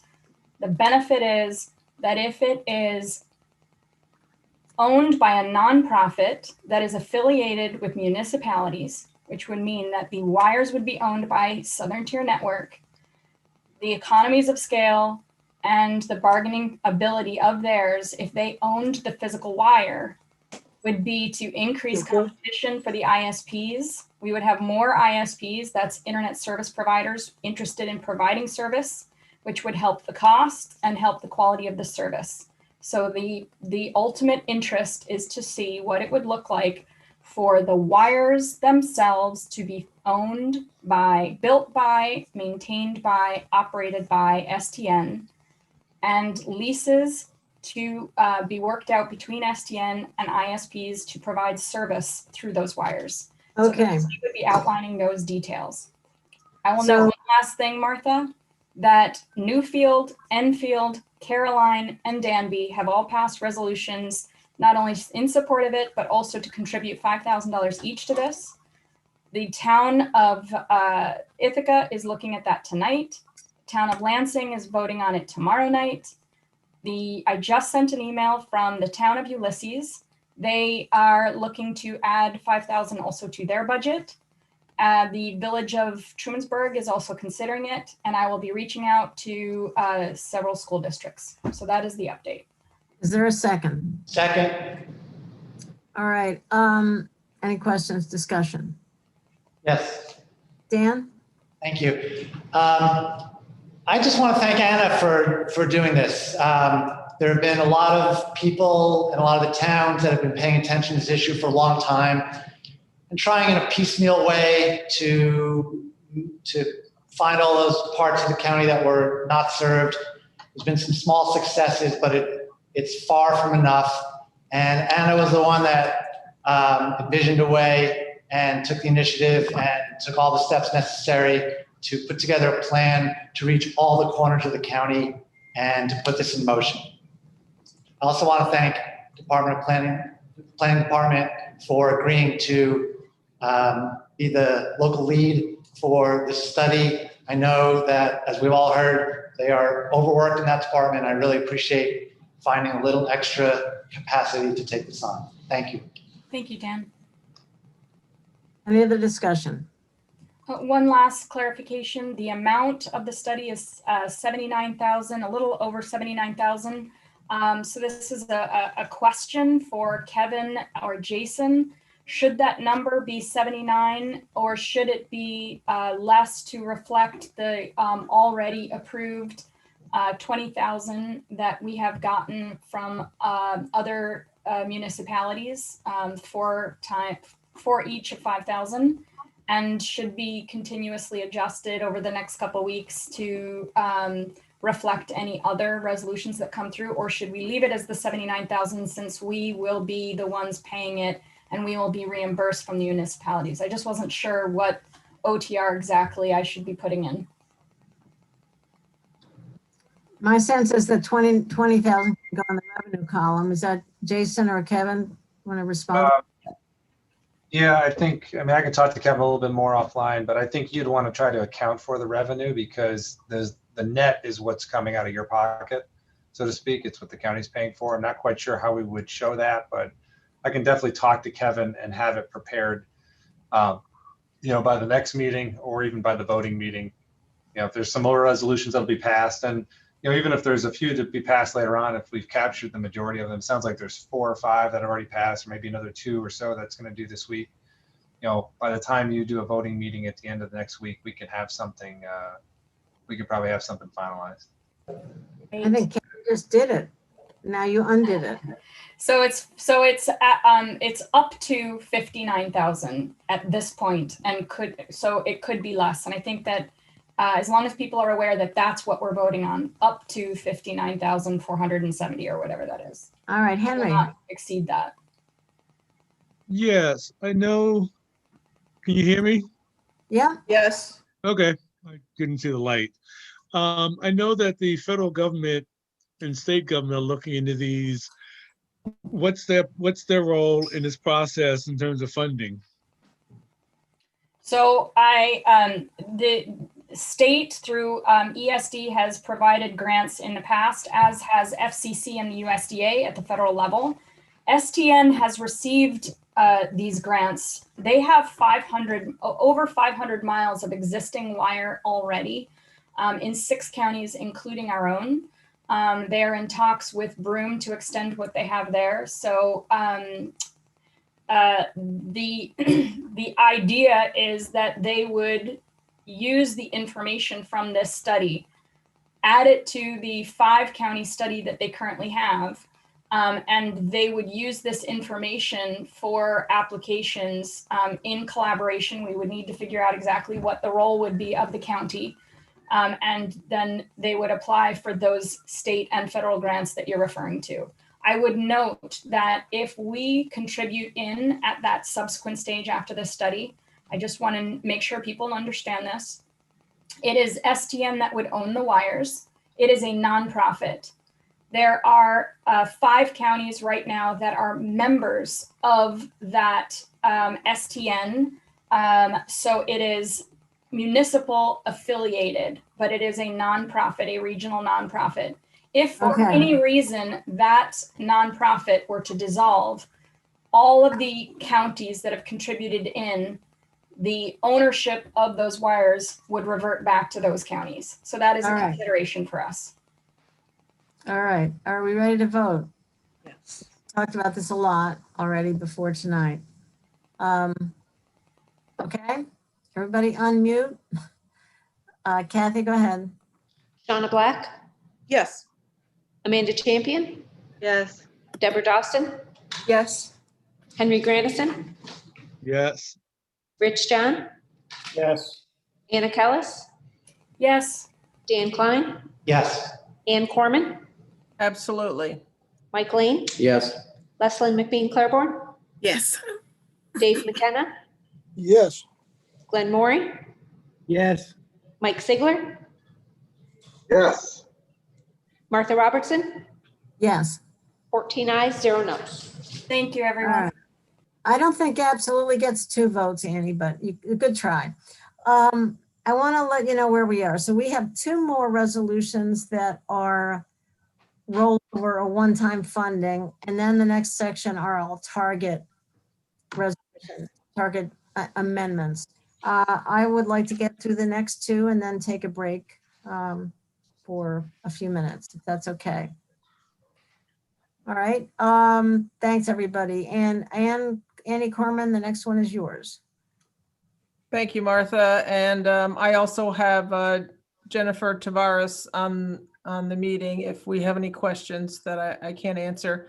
So this is an OTR to address the economic impacts to rural to small rural businesses in the county, especially those most disproportionately impacted, with which, as people know, they're child care agencies, small child care agencies, ones owned by women, especially women of color. And so this would help get, this OTR would help the Tompkins County or the Tompkins Chamber Foundation. It would give them $15,000 to apply for $200,000 in community development block grant funding, which we are eligible to apply for, but we haven't been applying for it. So they would help us apply for that. And this would help support, as I said, rural businesses, farms, childcare, minority and women-owned businesses. And it would be required that they have a low to moderate income, and 50% of the grants would be awarded to new startup businesses. And let's see, a secondary goal would be to establish a program that would be ongoing. So I really see this as, a win-win, and the chamber would not only help us get the grant, but help administer it. And that, I think, are the main areas. All right, thank you, Annie. That's the motion. We have a second. I would note that a number of other people had kind of signed on to promote, to put this one in as well. So is there a second? I'll second. Yes, Martha. All right, No, let's please let Mike Lane. Let's go to Mike Lane. All right. Any questions or discussion on this? Martha? Mike? I just want to say that I hope we can all support this one, because this will do a lot of good for the community. I'm so glad that the chamber stepped forward and said this is something we should be doing, that we've been remiss not doing in the past. And I was surprised to learn that the size of these grants could be in the $30,000 range. A lot of the micro enterprise grant programs that we've seen in the past have been smaller, 3,000, 4,000. So I'd like to thank Jennifer and her group for proposing this. Thanks, Mike. Henry, then Anna. Yes. And when you talk, is this funding limited to outside of the city of Ithaca? Yes, it is. Okay, and there's still minority women, there's still minority businesses that are outside the city of Ithaca that could benefit from this? Jennifer, do you want to give any more detail? Sure. Thanks everyone for entertaining this. I do just want to clarify a couple of things. Annie, I think you did a great job. So the goal here is to collaborate together and to build the program and to position ourselves to apply for funding at the next opportunity. It is a fact that you can't deliver microenterprise CDBG grant funding into areas where businesses are already eligible to receive that funding from another source. So that's why it's rural, outside the existing IURA CDBG delivery area only that would be eligible. And in terms of exactly how many MWBEs or potential startup MWBEs might be outside of that city proper existing delivery area, Henry, I don't know how to answer that question right this minute, but again, because the goal is to help startup businesses as well. And we know that everyone who might qualify as a minority or women-owned business does not live only within the city of Ithaca. I think the odds are pretty good that we would be able to deliver some of these grants to that population. As far as building the program now, the only thing I wanted to clarify was the hope would be that this will help get us started and help begin a program that we could utilize this county investment to leverage other potential funding partners in the interim. So perhaps we can work together to get this started even before we are actually able to submit the CDBG grant application at the next window opportunity when it is open. So that's sort of what that secondary goal was. And I just wanted to be sure folks would understand that it's our hope that there would be some funding partners now that we might be able to talk to sooner to get the program started and get a pool of funds to support these more rural micro enterprises in the near future. Thanks. I would just point out, it's my understanding that the director of the person who started the Business Leaders of Color lives in Groton. Just saying. So Henry, did you have anything Anything else? Your hand is still up or? you all- Nope, nope. Okay, Anna? I quickly. would just note women, the business leaders of colors. I very much appreciate, and she's very passionate about the collective colors. And I actually really just wanted to say thank you, Jennifer. You have worked diligently for years to support small businesses, but also minority and women-owned businesses. And I just wanted to appreciate you and show my respect for all of the hard work that you've been doing over the years. Thank you. Thanks so much, Anna. Agree with that. All right. Anything else? Are we ready to vote? Everybody unmute, please. Kathy, go ahead. Shauna Black, Yes. Amanda Champion, Yes. Deborah Dawson, Yes. Henry Grandison, Yes. Rich John, Yes. Anna Kellis, Yes. Dan Klein, Yes. Ann Corman, Yes. Mike Lane, Yes. Leslyn McBean Claiborne, Yes. Dave McKenna, Yes. Glenn Mooring, Yes. Mike Sigler, Yes. Martha Robertson, Yes. 14 ayes, 0 noes. All right. Thank you very much. Jennifer, thanks very much for bringing this to us. We appreciate it. Well, thank you all. I'm looking forward to working with you on it. Thanks. All right. Terrific. Good luck. All right. Next is County Administration. Deborah Dawson is the first name on this next one. Yes, and I want to thank Leslyn for that, since she's the one that sent this in. Yeah, I've read the submission that Why don't you explain? supposed to support this innovation initiative. And I just fail to find anything compellingly convincing in it. Just start with what's the motion? Oh, the motion is to remove one-time funding for Tompkins County Innovation Initiative in the Department of Administration. I will second that. Okay. Thank you, Leslie.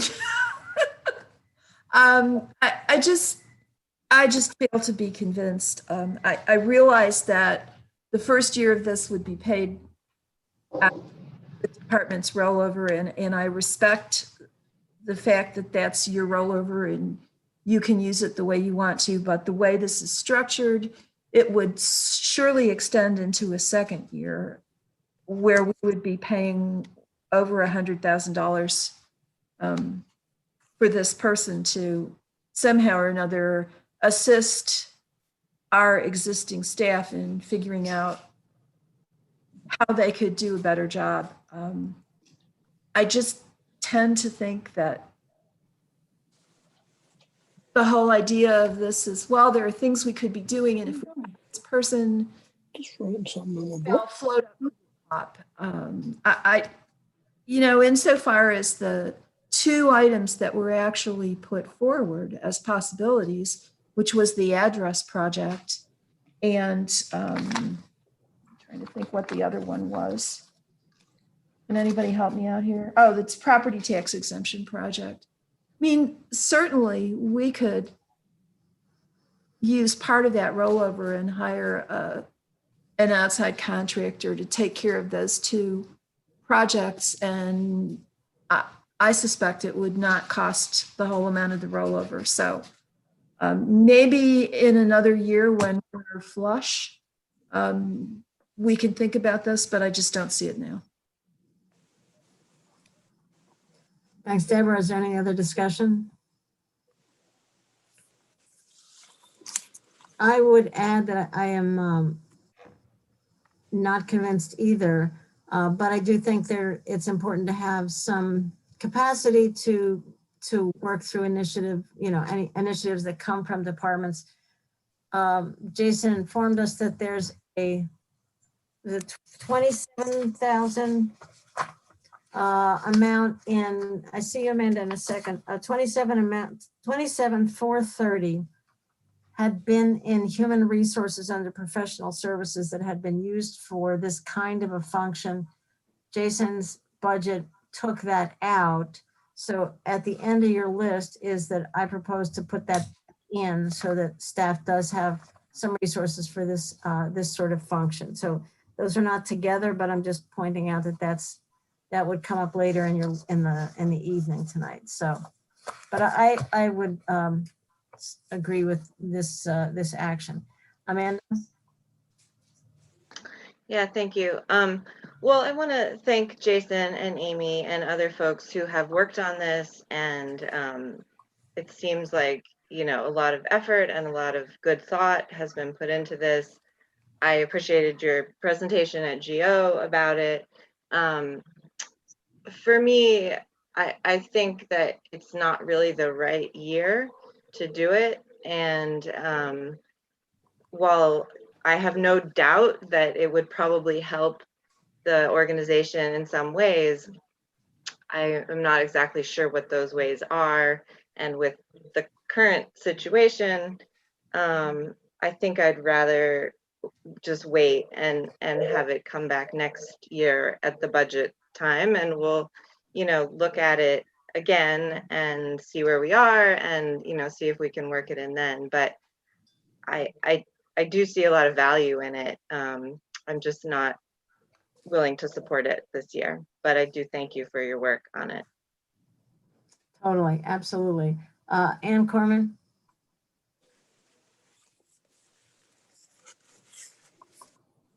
Thank you, Martha. So I'm in hearing that some people are not supportive of this. I'm just wondering how we would, I don't know if Jason or somebody in front of administration could answer this. I'm just wondering about some of the initiatives in here to help departments improve their processes, to help with people working at home and their ergonomics and other type of things that we need to be able to do to support people working at home, which could be a longer term process. That's been a goal that has been a goal of the county for a long time, to figure out how many people could, you know, work from home. So this could be expediting that. I'm just wondering if some of those things are going to be able to be done by somebody or the departments themselves. Like, what impact would it be to not have this position do that? Jason?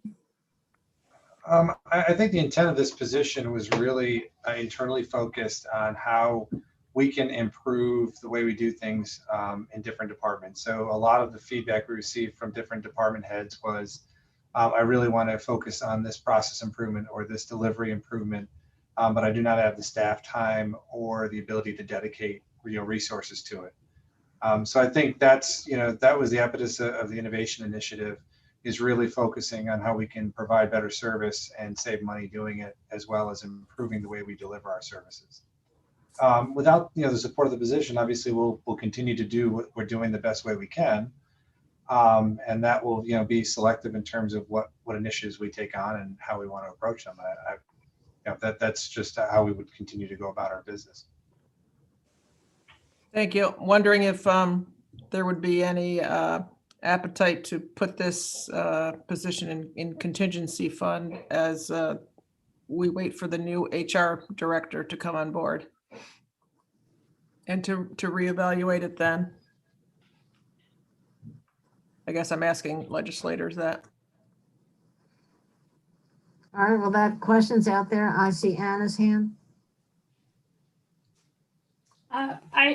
Jason, thank you for that explanation and your work on this.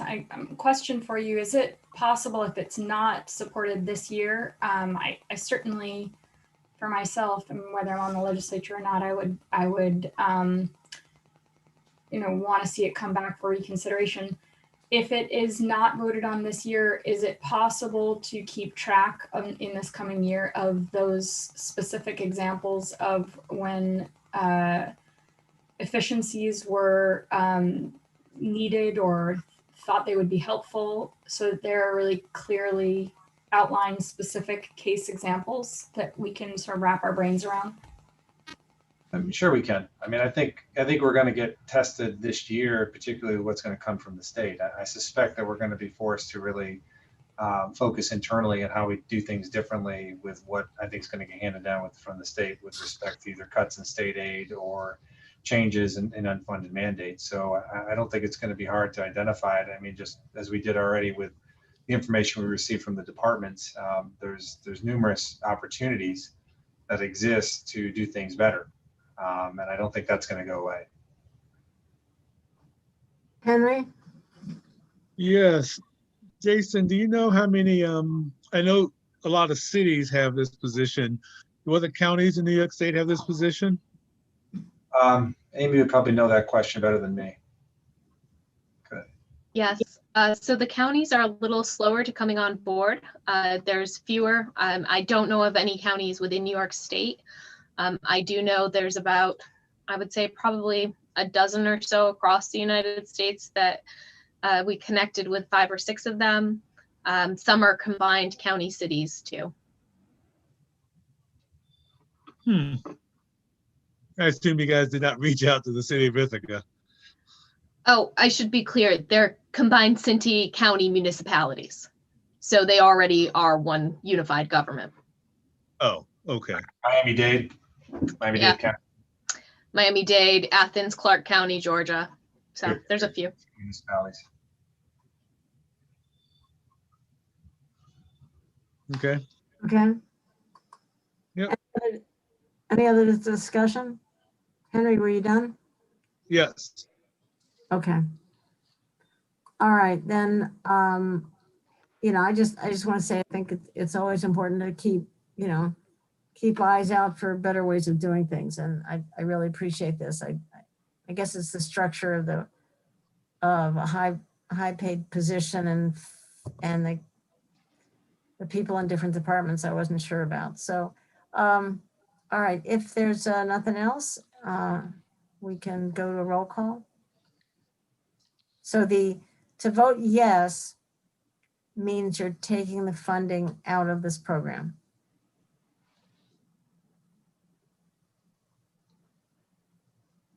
Okay, Shauna Black, Yes. Amanda Champion, Yes. Deborah Dawson, Yes. Henry Grandison, No. Rich John, Yes. Anna Kellis, Yes. Dan Klein, Yes. Ann Corman, No. Mike Lane, Yes. Leslyn McBean Claiborne, Yes. Dave McKenna, Yes. Glenn Maury. Yes. Now, I believe Mike Sigler has asked to be excused at this time. Yeah. Martha Robertson, Yes. we have 11 ayes, 2 noes. All right, thank you very much. As of the list that we have, Kevin, I will give Kevin a chance to make that change. Those are the one-time or rollover actions that have been put on the table so far. Kevin, you usually track the numbers at the top of the screen for us. So where should we look for a change in the numbers up here in the gray box at the top? I assume change from recommended is that column on the right there, and that is would be the sum total of our actions. Right, that's correct. So does this show that we are drawing 120,871 more from reserves than at the beginning of the night? Is that right? That's correct. And we're actually putting back 26,152 into rollover. That's also correct. Okay, all right. So if everybody would like a break, perhaps a 10-minute break and come back at 6:45. That makes sense? All right, thank you all. Yes, thank you. Okay, thanks, everybody. We'll see you in 10 minutes.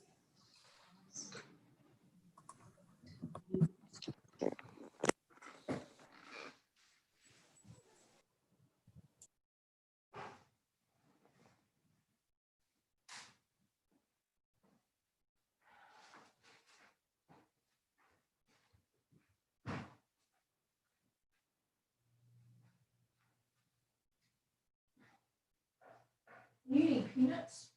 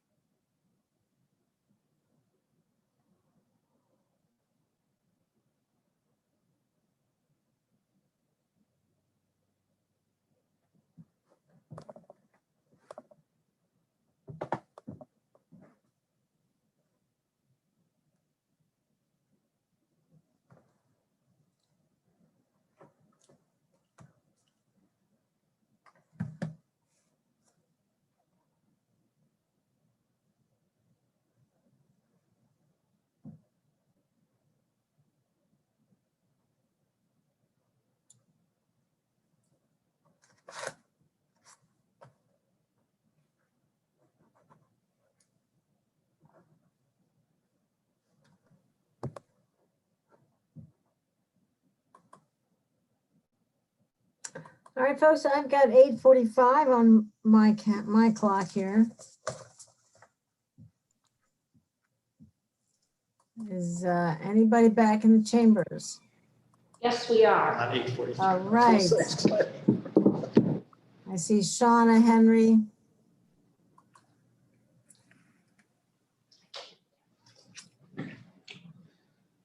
The next one has a good number of names on it.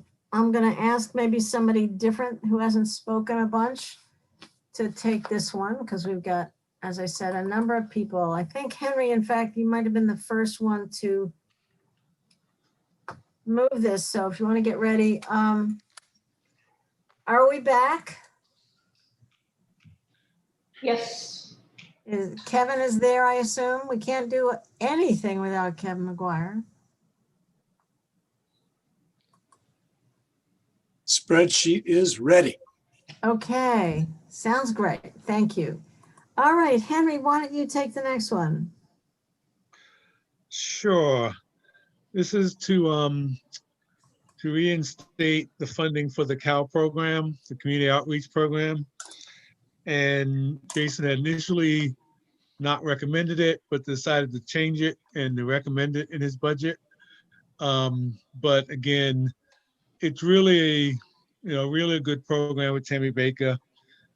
They do outreach within the city, also in the jungle, and especially in this time that we're going to defund the police. There is moving around. This is exactly what people are saying about what they want to happen is to have a non-armed police officer intervene on cases. I know that IPD is doesn't have anyone on the commons anymore, but there's talk about the chief of police putting somebody else in the commons to help out with this, and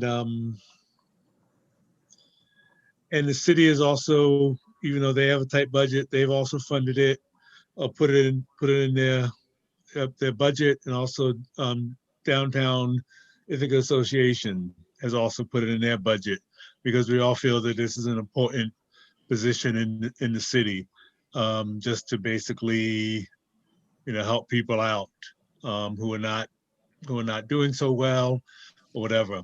They get them to the court hearings. They also get them to appointments and everything else. And so this is really a helpful position.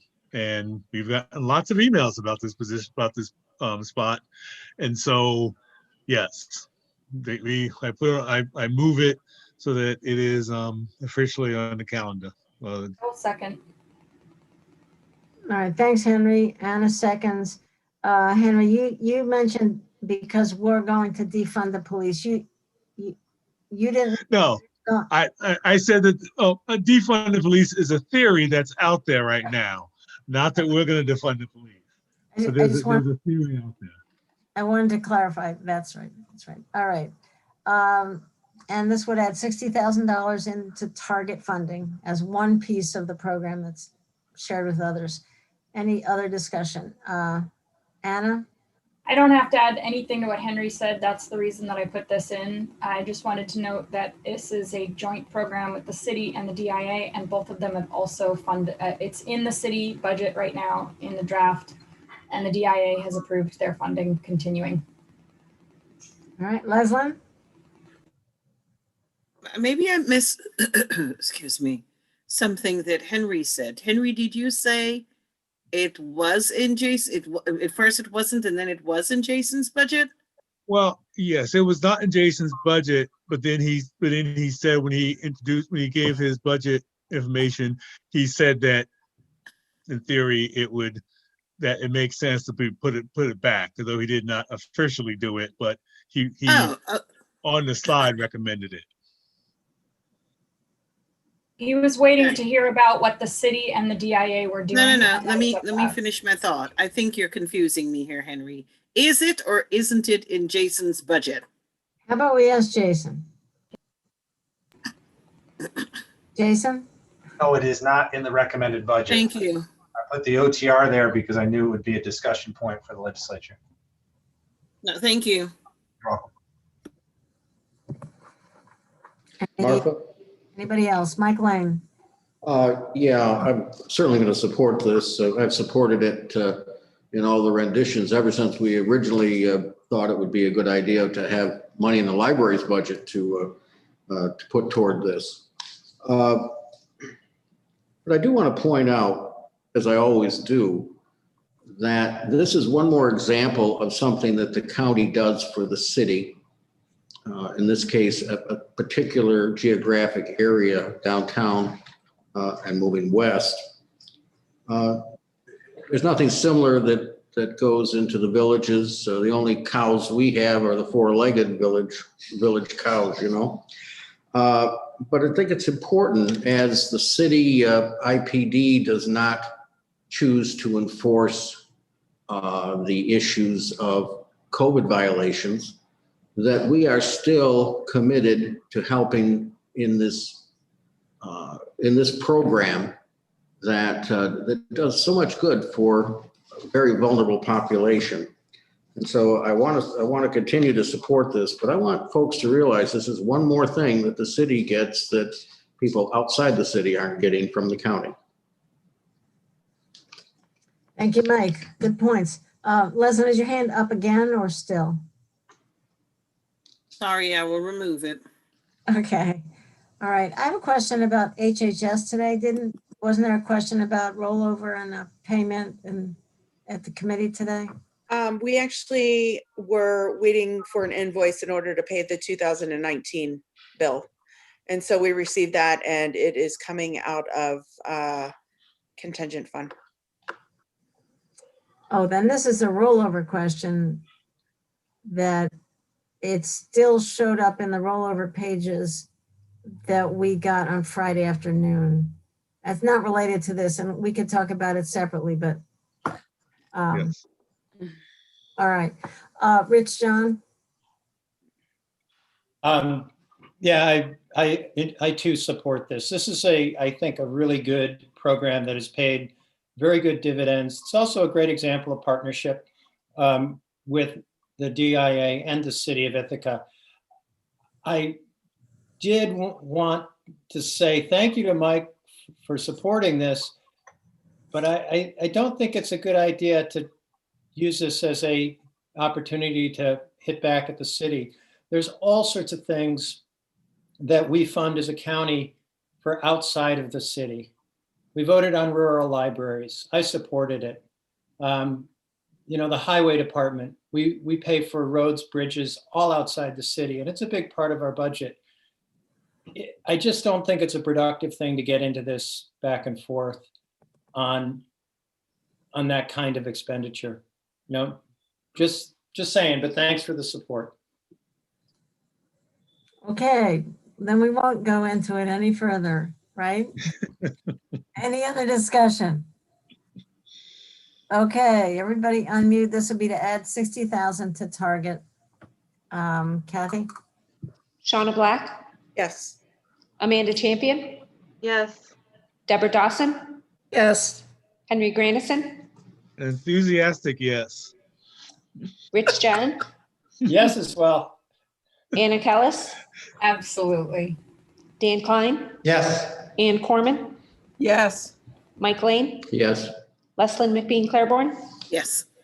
Dave McKenna, Yes. Glenn Maury, Yes.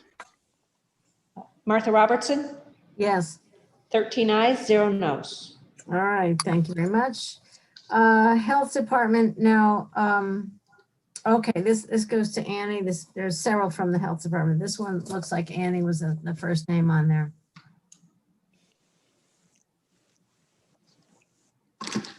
Community Science Institute. 28,000 to restore to target. Okay, yeah, I can start a little bit on this unless somebody else wants to. So this is, as I see it, a small amount of money that leverages a whole contingent of volunteers to go out and do the work of protecting our watershed by testing water in the lakes and the streams. So this small amount of money, I mean, the hundreds of hours that it takes people to go around the county to do sampling. And so I really think this is something that's really important to keep funding. I'll second that. All right. Thank you. First and second. Amanda, go ahead. Yeah, I talked with Steve Penning-Roth at CSI about this, and Cynthia Brock at the Water Resources Council, and it's actually quite a bit, this amount is quite a bit of one staff person's wages. So if they didn't have this, they'd have to let that person go. So it covers that and a lot of their lab work, and just keeping enough people in the lab to get the water tested and keep their continuation of operations. So it is very important. Thanks, Amanda. Anyone else? All right, Kathy, go for it. Shauna Black, Yes. Amanda Champion, Yes. Deborah Dawson, Yes. Henry Granison, Yes. Rich John, Yes. Anna Kellis, Absolutely. Dan Klein, Yes. Ann Corman, Yes. Mike Lane, Yes. Leslyn McBean Claiborne, Yes. Dave McKenna, Yes. Glenn Maury, Yes. Martha Robertson, Yes. 13 ayes, 0 noes. All right, thank you. Next one, Health Department, Shauna Black. Hi there. I would like to move to restore funding for the vacant public health technician. It's 35 hours per week, and the total expense is $63,098. I would like to move that, please. I'll second it. Okay, thank you. Anne, I see your hand. I'm happy to give some background on that. Oh, yeah, why don't you go ahead, Shauna? Yeah, so on August 10th, the previous technician that was in that position was promoted to a sanitarian, and this position is now open. Many of the staff in environmental health are hoping with our COVID response, and so this position is really needed now more than ever.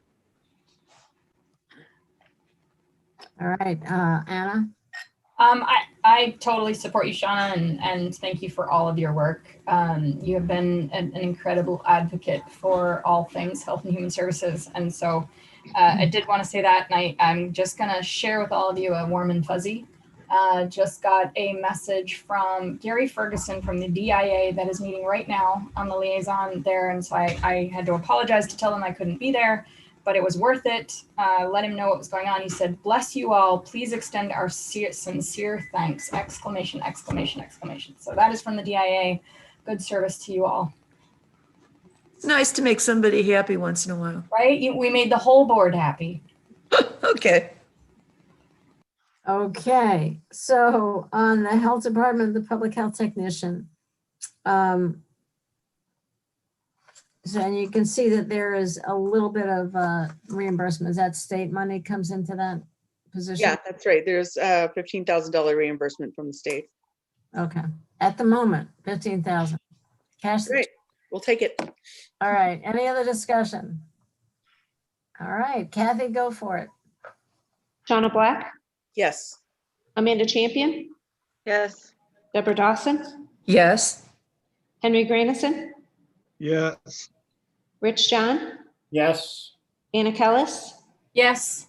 Dan Klein, Yes. Ann Corman, Yes. Mike Lane, Yes. Leslyn McBean Claiborne, Yes. Dave McKenna, Yes. Glenn Maury, Yes. Martha Robertson, Yes. 13 ayes, 0 noes. All right, thank you. And folks, if you watch the gray boxes up at the top, you'll see our tax levy change from recommended tax levy is now, we've added 131,188 this tonight so far, and it's 0.26 more on the tax levy percent, 0.26%. So that's how that table works. Health Department, the next one. Sean, you want to do this or you want to share? I'm happy to share if someone else. Rosa, Leslie, you want to go for it? Shauna's got it. I'll do it. All right. Deborah, go. Yeah, the reason for this is that when we moved to restore the funding to the Community Science Institute, Jason pointed out that in order to get the 12% reduction to the health department's budget, Frank had to eliminate the Community Science Institute funding, and as well, he had to cut some hours from the public health staff. So in all fairness, if we were restoring the Community Science Institute funding, we felt that we ought to also restore the funding for our staff. So that was the reason for this particular our OTR. All right, and it is to restore hours in environmental health. There's a list of several people that basically went from 35 to 37 and a half or 40 hours. Right. To 37,571 in new expense. All right, actually, but netted out with state aid, so it's 28,541. Kathy, is it helpful to have those numbers actually said out loud? Kathy? Yes. Yeah, okay. All right, so that's moved and seconded by Shauna. Shauna, do you want to say anything more? I guess the only thing that I want to say is whenever Frank and his staff met, I thought it was really admirable for the senior leadership of those departments to say, you know what, we'll take the cut instead of, you know, cutting some of the line staff. So thank you very much for being selfless as far as the leadership goes. I think that really, you know, goes to prove that we have some of the best staff in the state, if I should go so far to say. And I hope this, by adding the hours, we can help with the workload. And thank you all for stepping up and helping with the COVID response, because I know that everyone in the health department has really felt the stretch here, and we wouldn't be able to do what we're doing without everyone working as a team. Absolutely. And we see what's going on in the rest of the country, and just gotta hope what we're doing keeps working as well as it is. Ann Corman. Thank you. I also just wanted to add that on top of what Shauna and Deborah said, that our health department, without our health department, sometimes I think people take it for granted or only think about their interactions if they're, you know, if they're negative or if they're enforcing something. But, you know, if we didn't have such dedicated staff who have been, you know, almost to a person working overtime and figuring out how to still keep us safe, you know, through this pandemic, we as Shauna said, we would not be in the great state that we're in. And so to diminish the number of hours that they would be on the books for, I'm sure that they would still do as many hours as they needed to. I really feel like a cut in this department is just does not feel good to do right now. So even though they were willing to do it, I just don't feel comfortable with it. And I want to just put a shout out and big thank you to our health department. Thank you. All right, any other discussion? All right, Kathy, take us through. Shauna Black, Yes. Amanda Champion, Yes. Deborah Dawson, Yes. Henry Grandison, Yes. Rich John, Yes. Anna Kellis, Yes. Dan Klein, Yes. Ann Corman, Yes. Mike Lane, Yes. Leslyn McBean Claiborne, Yes. Dave McKenna, Yes. Glenn Maury, Yes. Martha Robertson, Yes. 13 ayes, 0 noes. All right, thank you very much for everybody who brought that up. Henry Grandison, you have the next one. Yes. This was $24,929 to return target funding to OAR. Initially, the Human Services Coalition, which we sort of have delegated authority for in terms of making awards, or at least recommending awards, initially had cut this out, but then realized that it was a serious cut and returned it to the recommendations. Jay's not included in the budget, but I'm requesting we return it to the budget. I sent an email from Deb Dietrich to people today. I'm not sure you had a chance to read it, but she talks about how they've sought funding from other areas, from the park, from online fundraising, $2,500, $2,500 from Engage Cornell, $11,000 from IURA for both the laundry project and the internet access for CIU students. And they've also, in fact, they were one of the few places, I guess, in Ithaca that also applied and got PPP funding. And got $72,000 loan, which allowed them to continue to provide services during the spring of the pandemic. And so really, this is just the return of the funding. Deb also talked about email, how they've, over the last 2 weeks, they've received 300 drop-in visitors, and that they have a certain level of service that they want to contribute, and that they would not be able to fund the third worker position without this funding. And they also don't want to use non-grant funding or grant funding for salary purposes. So, you know, I think that there was perhaps a misunderstanding when Deb talked about when she was gave a presentation saying that they could live without the money. Yes, they could, you know, they don't have to hire the third worker, but it just makes it much tougher on the other two workers who are there and having 300 people drop in. Also, during a time of, again, I'm going to use the defunding the police theory, that people are looking to defund the police, that this is something that is a positive that we have in the community to really help out people who are in crisis. And so that's why I want their funding restored. Thank you. Henry and Anna, you had your hand up. Is that to second? I wanted to second and make a quick comment. Okay, sure. I really thank you, Henry, for all of your work. I did read the email. It was very informative. And I just wanted to remind people that, you know, this pandemic has highlighted the fact that that marginalized populations are impacted by crises like this pandemic to the greater extent than those who are not marginalized. And the organizations that specifically work with marginalized populations like OAR, I think need to be supported to the greatest extent possible, because this is our way of creating equity.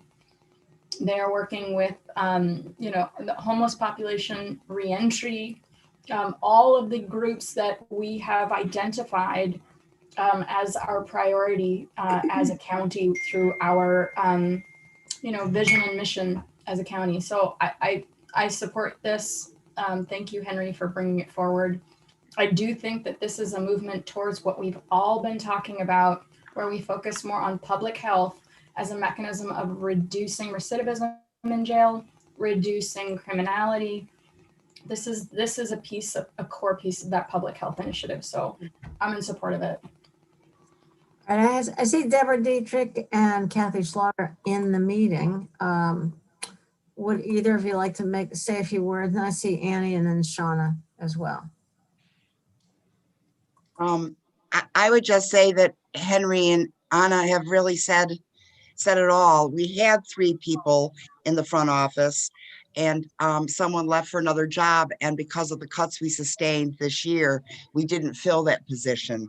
So this isn't like a new person, it's just restoring us to what we had pre-COVID. So thank you all for your consideration. Thanks, Deborah. Kathy, did you want to add anything? Yeah, it's just that I just reiterate that the Review Committee, very intelligent people, really thought that, they realized that OER gets more county funding than the other agencies, but that the cut that OER was taking was so disproportionate to what the other agencies took that they felt it was just too much for them to be able to continue all their good work. So I appreciate this coming back up. Thank you very much. Annie?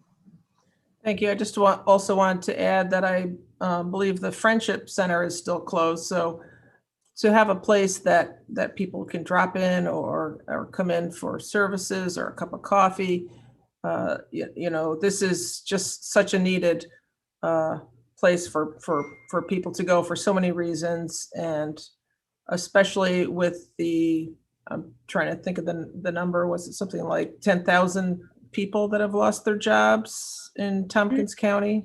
Something like that. Yeah, so the services that you offer are even needed more than ever. So thank you for doing what you do. And of course I support this. Sean and then Leslie. Thanks, Henry, for bringing this forward. I will definitely be supporting this. I think the part of your email, Deb, that made it very clear that people are using your services now more than ever is seeing that 300 people have walked through your door over the past 2 weeks. And that can be contributed to a lot of things. I think that the mental health, the stress behind COVID, the fact that people are really having a hard time, as usual, finding housing, the fact that our library is not available. I think there are a lot of reasons why people are walking through your doors, but I think most importantly, they feel a comfort with you and your staff. And that's, the trusting relationship is something that many nonprofits have to work for years to establish. And I think you and your staff have done that beautifully. So thank you for your work and dedication. And I look forward to the great things that are going to happen this year. All right, Leslie. Hi, everyone. So, Kathy, I'm glad you're there, and Deb, I'm glad you're there. OER means a lot to me. Work there has been, part of the people who, when it first got started and when it was growing, being there to help nurture and grow it. And so I love the organization. In all fairness, Kathy, thank you for pointing out that OER does get a lot of money from the county. And for me, I am asking this from a place of fairness. What does that mean then for the other agencies and organizations that are doing equally important work that have sustained cuts or their share of cuts? We're not restoring to them. I don't know if you all, Kathy, as a as a review committee, took a look at those other organizations as well. It just feels a little unfair, and I want to point that out. If I could just answer, OER is still taking a cut. It's not that we're restoring their whole cut. It's just that their cut is in line with the amount that the rest of the agencies were coming. One of the things that the cuts that were on the county funding, OER does not get the proportion of city funding that the other agencies get. So we were able to use the city funding to diminish the cuts for the other agencies, but that doesn't really work for OER because they're in a separate pot.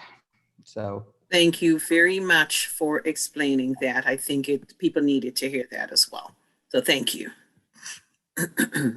Kathy or Deb, does OER not get any city money? They get very little. I don't know, maybe $1,000. It was. I don't know. I think there are very few agencies that the city supports anymore. It's no, been it's through this a while. Did they start supporting again? No, it's the city sales tax that is a significant part of this. These agencies all get, most of the agencies get city sales tax money. Correct, Kathy? Right, about 40% of the pot of money that goes to the agencies comes from city sales tax, and then about 60% It varies from year to year, but it's roughly, it averages about 40, 60. The 60% comes from the county and about 40% comes from the city sales tax. But you're saying OAR is not in that formula. They only get, you know. They are in it, but they get a very tiny amount because of, you know, have reasons that I'm not even sure myself, but the way the formula was put in place, they end up getting a very tiny amount of that. Okay, thank you. Any other questions or discussion on this? Jason? Do you want to add something? No, the question about how much they were, 12% cut was the same cut that supporting agencies received. So it's the same as other supporting agencies. That's what this reinstatement of 24,929 would, that is equivalent to the 12% reduction that supporting agencies were reduced. So for example, TCP, you know, Tompkins County Public Library had a 12% reduction. Those supporting agencies, they all received a 12% reduction, just to clarify that point. Are you saying if we vote for this, that OAR gets, there's no cut to OAR? They would be restored, yes, there would be no reduction. From the county levy funds. Okay. Is that any discussion on that? All right. I mean, we are indebted to the Human Service Coalition. I was looking for my pages, but I can't do that at the same time as talk. But we are indebted to the Human Services Coalition Review Panel that spends hours and hours and hours of time reviewing the agencies, interviewing directors, looking at their books, and taking a really thoughtful making a really thoughtful evaluation of all the agencies. And we don't have, we put the Human Services Coalition process into place before I was on the legislature. Maybe Mike was here, but we used to get every agency, my understanding is we used to get every single agency coming to the microphone here and coming to city council, sort of individually begging for the allocation. So if you think our budget process is long now, that was then, and the coalition and its volunteers spend all that time looking at everything, looking at the whole landscape in a comprehensive way. So I really deeply appreciate what they do and am prepared to support this amendment in that vein. Amanda, did you have your hand up? Yeah, go ahead. Yeah. Yeah. I very much support OAR and the work that they do. I'm struggling with this a little bit just in terms of the fairness aspect. I mean, on the other hand, you know, we're restoring hours and funding to many, if not most, of our departments. OAR isn't a department, but I'm just sort of rambling because that's what we do at these meetings. But I very much support OAR. I'm just not sure I'm going to support this in terms of the fairness of everyone taking a little bit of the cut. So we'll see what happens when it's voting time. If I could, it's Deb. Can I just add? I don't know how to raise my hand. I do understand the fairness, and that's why at the last meeting I said we could live with it. But I also think we've taken the cuts in the third and fourth quarter this year, which were also disproportionate to the other not-for-profit agencies. I don't want to pit OAR against our partners. I mean, we work closely with all of those agencies. But if we hadn't had someone leave for another job, I would have had 2 layoffs. And so, you know, I think and it is, you know, it does make a difference when I have 2 people out front and that many people walking through. Thanks, Deb. Anna? Yeah, I just want to add, if our priority is only about fair distribution based off of a dollar amount, we might not align with what our actual priorities are, nor what the actual true needs are of our citizens, of our residents. So I would ask that that be what's taken into consideration with this vote. And the one other thing that I would ask for today, but really what I've seen in the past and what I would love to see in the future, is that we avoid in this group dissing each other publicly. I'd really appreciate that. Martha? I've got a lot of hands up, Mike. Did you have your hand up? My hand's up, but I can't see the board, so you go ahead. All right. All right, I've got Annie and then Henry and then you. Annie? Thank you. So one aspect of this, the way I see it is, so if, our county administrator, so if Jason said, okay, I had to take all these things out of the budget, but here's the number one priority. If you could, if you were going to put something back in, this is what I would put in. To me, and please correct me, Kathy, if I'm wrong, but to me, this is the Human Services Coalition saying, hey, if you could put something back in, this is what I might put in. And so that's how I take it. And I trust them, as other people have said, and for their hard work, and I trust their opinion. Henry? Yes, and I just want to say is that when the Human Services Coalition presented the materials, you could tell that they did not do a strict 12%. Henry, did you freeze? Cut across the board. There were variations. Okay, I mean, my internet connection is unstable. All right, turn off your video.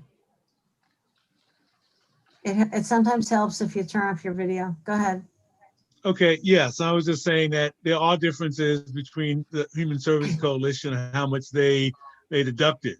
And so it wasn't a 12% across the board mentality, although it was recommended, but that's not the way they came, and Jason approved all those. And so I think that, this is a slight exception to that, but I think it's warranted. And so I don't think the OER is being treated that specially. And like I said, they did go out and get PPP funding or loans. So they, in fact, did more than other groups to, in fact, get funding. Henry, actually, I'm the liaison to the HSC board, and I do think most of the agencies did get PPP loans. So, as did the coalition itself for their staff. So. Okay, right, I did not know that. Right, Kathy? That's correct. Of the agencies that go through our process, I think all but 2 got the PPP loan. Okay. Not to counter your argument, because I support this OTR. Mike Lane. I feel similar to some of the others. I'm going back and forth here on this one because it is the 12% cut that Jason told us about. What I'd like to do is move to amend to the figure of $12,000. So that would be about a 6% cut instead of a 12% cut. Is there, before I take the next speaker, is there a second to that? Yes, I will second that. Okay. And that's Leslin, in case y'all don't recognize the voice. I think we got it, but it sounds like you have a sore throat. Okay. Deborah, your hand was up, whether you want to speak on the amendment or just go ahead. Yeah, I just wanted to speak to the general notion of fairness. I think that one thing we ought to be bearing in mind, as I understand it from the conversation, is that OAR is picking up a lot of people from other organizations and the county library and facilities that are not available or that ordinarily would be, but they're picking up the slack. So they're in a way being unfairly burdened.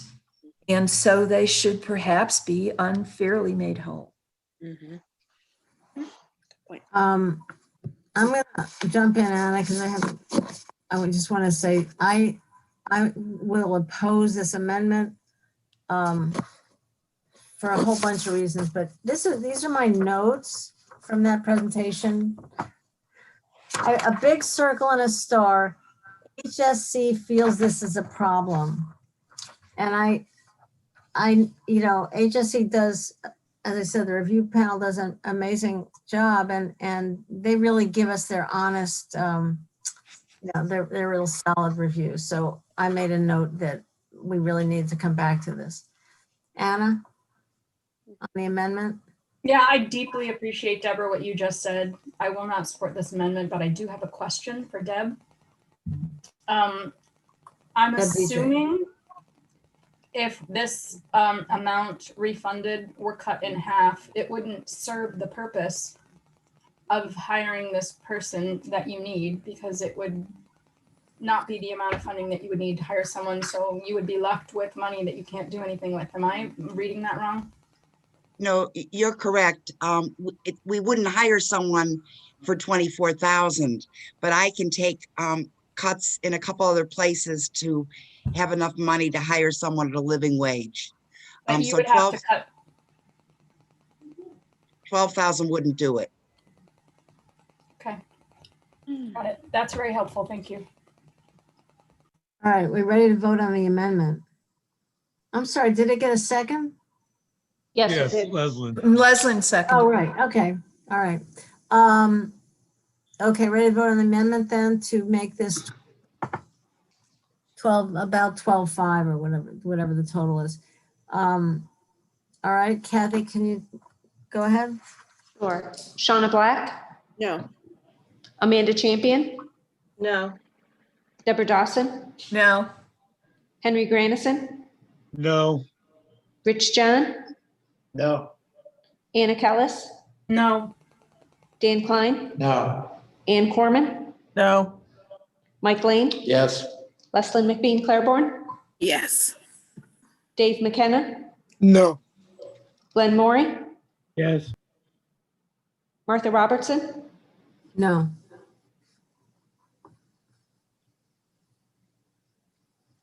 Three ayes, 10 noes. All right, thank you. So the main motion we're back to is 24,929. Anything else to say? All right, Kathy, I think we're ready to vote. Okay, Shauna Black? Yes. Amanda Champion? Yes. Deborah Dawson? Yes. Henry Granison? Yes. Rich John? Yes. Anna Kellis? Yes. Dan Klein? Yes. Ann Corman? Yes. Mike Lane? No. Leslyn McBean Claiborne?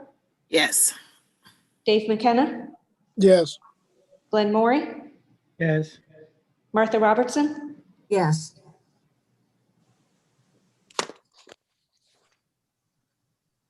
Twelve ayes, 1 no. All right, thank you, Kathy and Deb, and thank you, Henry. I guess you guys can stick around or go something else. Thank you for being with us. Appreciate you joining. Martha, can they stay and we go? Is that a possibility? I don't think so. Yeah, not this time, but we're getting close for the evening. 7:29. What'd you say? Only 7:29? It is. I'm just saying it is 7:29. It is 7:29, but we're really close here, guys. I mean, we got two more that I hope won't take a ton of discussion. Let's see if we can get through these two. We're coming back next week anyway. We've got planning and sustainability, restore funding, target funding for staff, 50,833. Since I'm the chair, Deborah, do you want to move this? Yeah, I'll move it. Okay, is there a second? Second. Second by Leslin. All right. Deborah, you want to go? Yeah, I think that we can all see the value of our DPS staff. They have to deal with climate and energy issues. They have to deal with water issues. They have to deal with ag issues, housing issues, broadband issues. I just think that they're every bit as important as staff in other departments in which the administrator's recommended budget has put back funding for the hours that were cut. And I don't know that I can say more than that. I just think it's only fair. All right, Leslie? Thank you, Deborah. I also think that we are potentially adding a couple of other heavy lifts to that department as well. And it sends a better message to me, to our staff who've been working so hard, when we restore monies instead of saying to them, rely on grant funding to restore your hours for the work that you've been doing. Grant funding is a one-time thing. So, you know, as an organization that values our employees, for me, it sends a better message. Thank you. Thank you, Leslie. All right. I see Joan Jerkovich on the call. I don't see Katie. Joan, did you want to say anything for the department or? No, thank you. No? All right. Rich? She's profound. I wasn't opposed to using the grant money for this year. We're in such strange budgetary times, and I thought that was a reasonable response, and it would allow us to address our budget issues a little bit better. I didn't have a problem with that. I'm not sure how I vote on this, but I wasn't opposed to that solution. I want to say I found this a frugal and generous move by the department. Katie was very clear in her presentation that we would be faced with that this was, you know, obviously one-time money for staff support, which we don't usually like to do, but it was a way of sort of contributing to the cause. So I really did appreciate that. But in further discussions, if you know, it seemed that there would be support to replace this with Target, to make sure that the department felt supported. And I guess this amount of rollover, Jason, is this approximately what was left in the grant that Katie had planned to use? I think so. Okay, so I assume then that goes into rollover and would be used in another very productive, helpful way. So I'm happy to support this. Any other comment? All right, Kathy, if you want to take our votes. Shauna Black, Yes. Amanda Champion, Yes. Deborah Dawson, Yes. Henry Granison, Yes. Rich John, Yes. Anna Kellis, Yes. Dan Klein, Yes. Ann Corman, Yes. Mike Lane, Yes. Leslyn McBean Claiborne, Yes. Dave McKenna, Yes. Glenn Morey, Yes. Martha Robertson, Yes. 13 ayes, 0 noes. All right, and we'll have one more on the list for tonight. And this has to do with the Human Resources Department, and I will move it. As I mentioned earlier, restoring target funding to the Human Resources Professional Services line of $27,420 as target funding. I get a second, I'll explain. Second by Sean. Second. And Leslin, okay, thank you. This, again, this was the sort of the smart work money. We have had a contract with TC3 Biz for a good number of years. And it's kind of languished. It hasn't been used specifically for that contract, as I understand it. And sort of shining a light on this, shining a light on the idea that we need to be a little more aggressive about innovation. I think, at least for the moment, let's try to reinvigorate, the use of this contract. Make sure people know that this is, in the departments know that this is available, and try to put this money to use. So that was the theory behind that. Is there any debate? Martha? Yeah, Mike Lane. Why can't we do this as one time? Well, it came out as target. I mean, it had been target.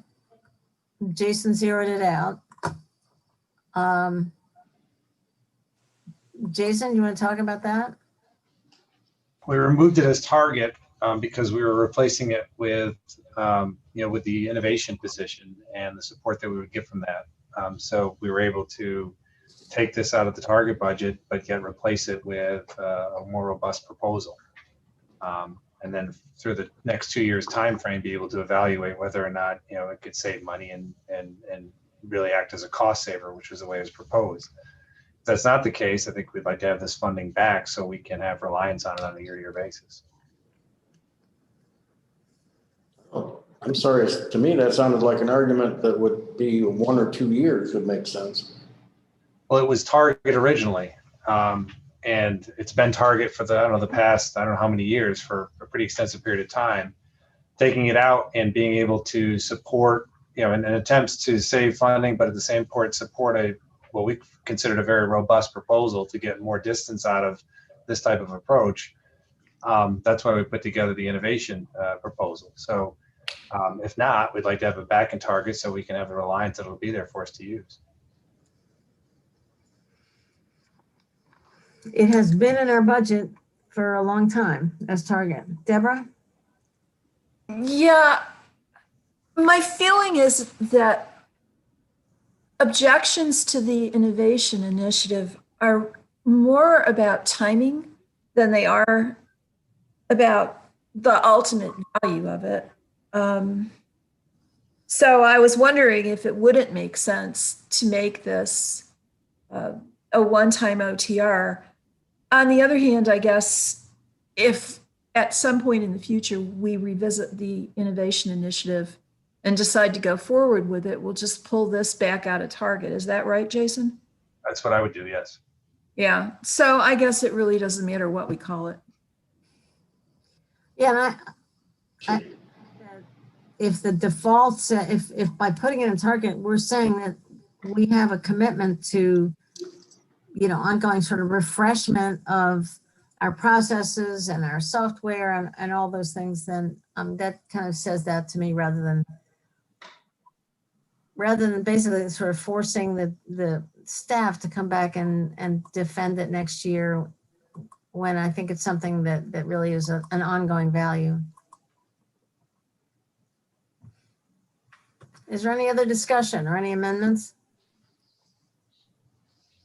All right, Kathy? Shauna Black, Yes. Amanda Champion, Yes. Deborah Dawson, Yes. Henry Grandison, Yes. Rich John, Yes. Anna Kellis, Yes. Dan Klein, Yes. Ann Corman, Yes. Mike Lane, Yes. Leslyn McBean Claiborne, Yes. Dave McKenna, Yes. Glenn Morey, Yes. Martha Robertson, Yes. 13 ayes, 0 no. All right, thank you all. That brings us to the end of what we have here. I would encourage you, we do have till next Tuesday to think of other mischief to make. No, we do have time now for people to sit back and look over the whole thing, look over any OTRs you may have skimmed over and not really absorbed before, ask departments or agencies questions. Additional amendments are certainly welcome from anybody at this point. We know that we have at least 2 others at the moment that we will be coming back to next week. So where, Kevin, what are you doing? You're putting back the sustainability officer, and Kevin, can you describe what you're doing with the spreadsheet right now? I was just checking my work. Okay. All right. What So can I do for you, Martha? Yeah, I just wanted to summarize the gray boxes at the top. So at the moment, what we've done to the levy is added $262,911.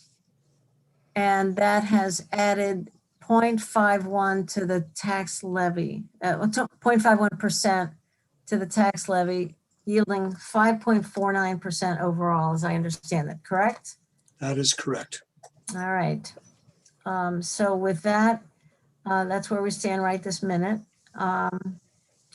If there are any other comments, Leslyn? Martha, did I hear you correct in saying that the window is not closed for other amendments, right? Absolutely. This is not the last of it. Okay, thank you.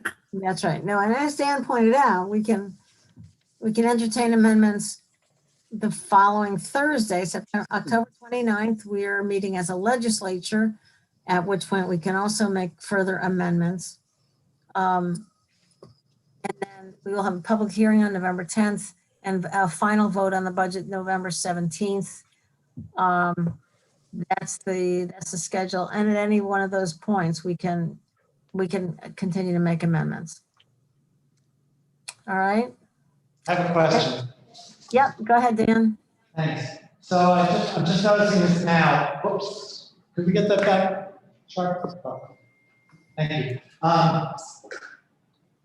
We've had this number that I've been throwing around of $83 or $86 was the impact on an average home in the county. And as I'm looking at the box now, I see it was. All right, Dan, the echo is really tough. Sorry. Yeah. Is this better? That's good. I'm sorry, That's I was better. facing away from the mic. We had a number, it was $83 or $86, I think. That was the average impact on an average home in the county, median price home. Yeah.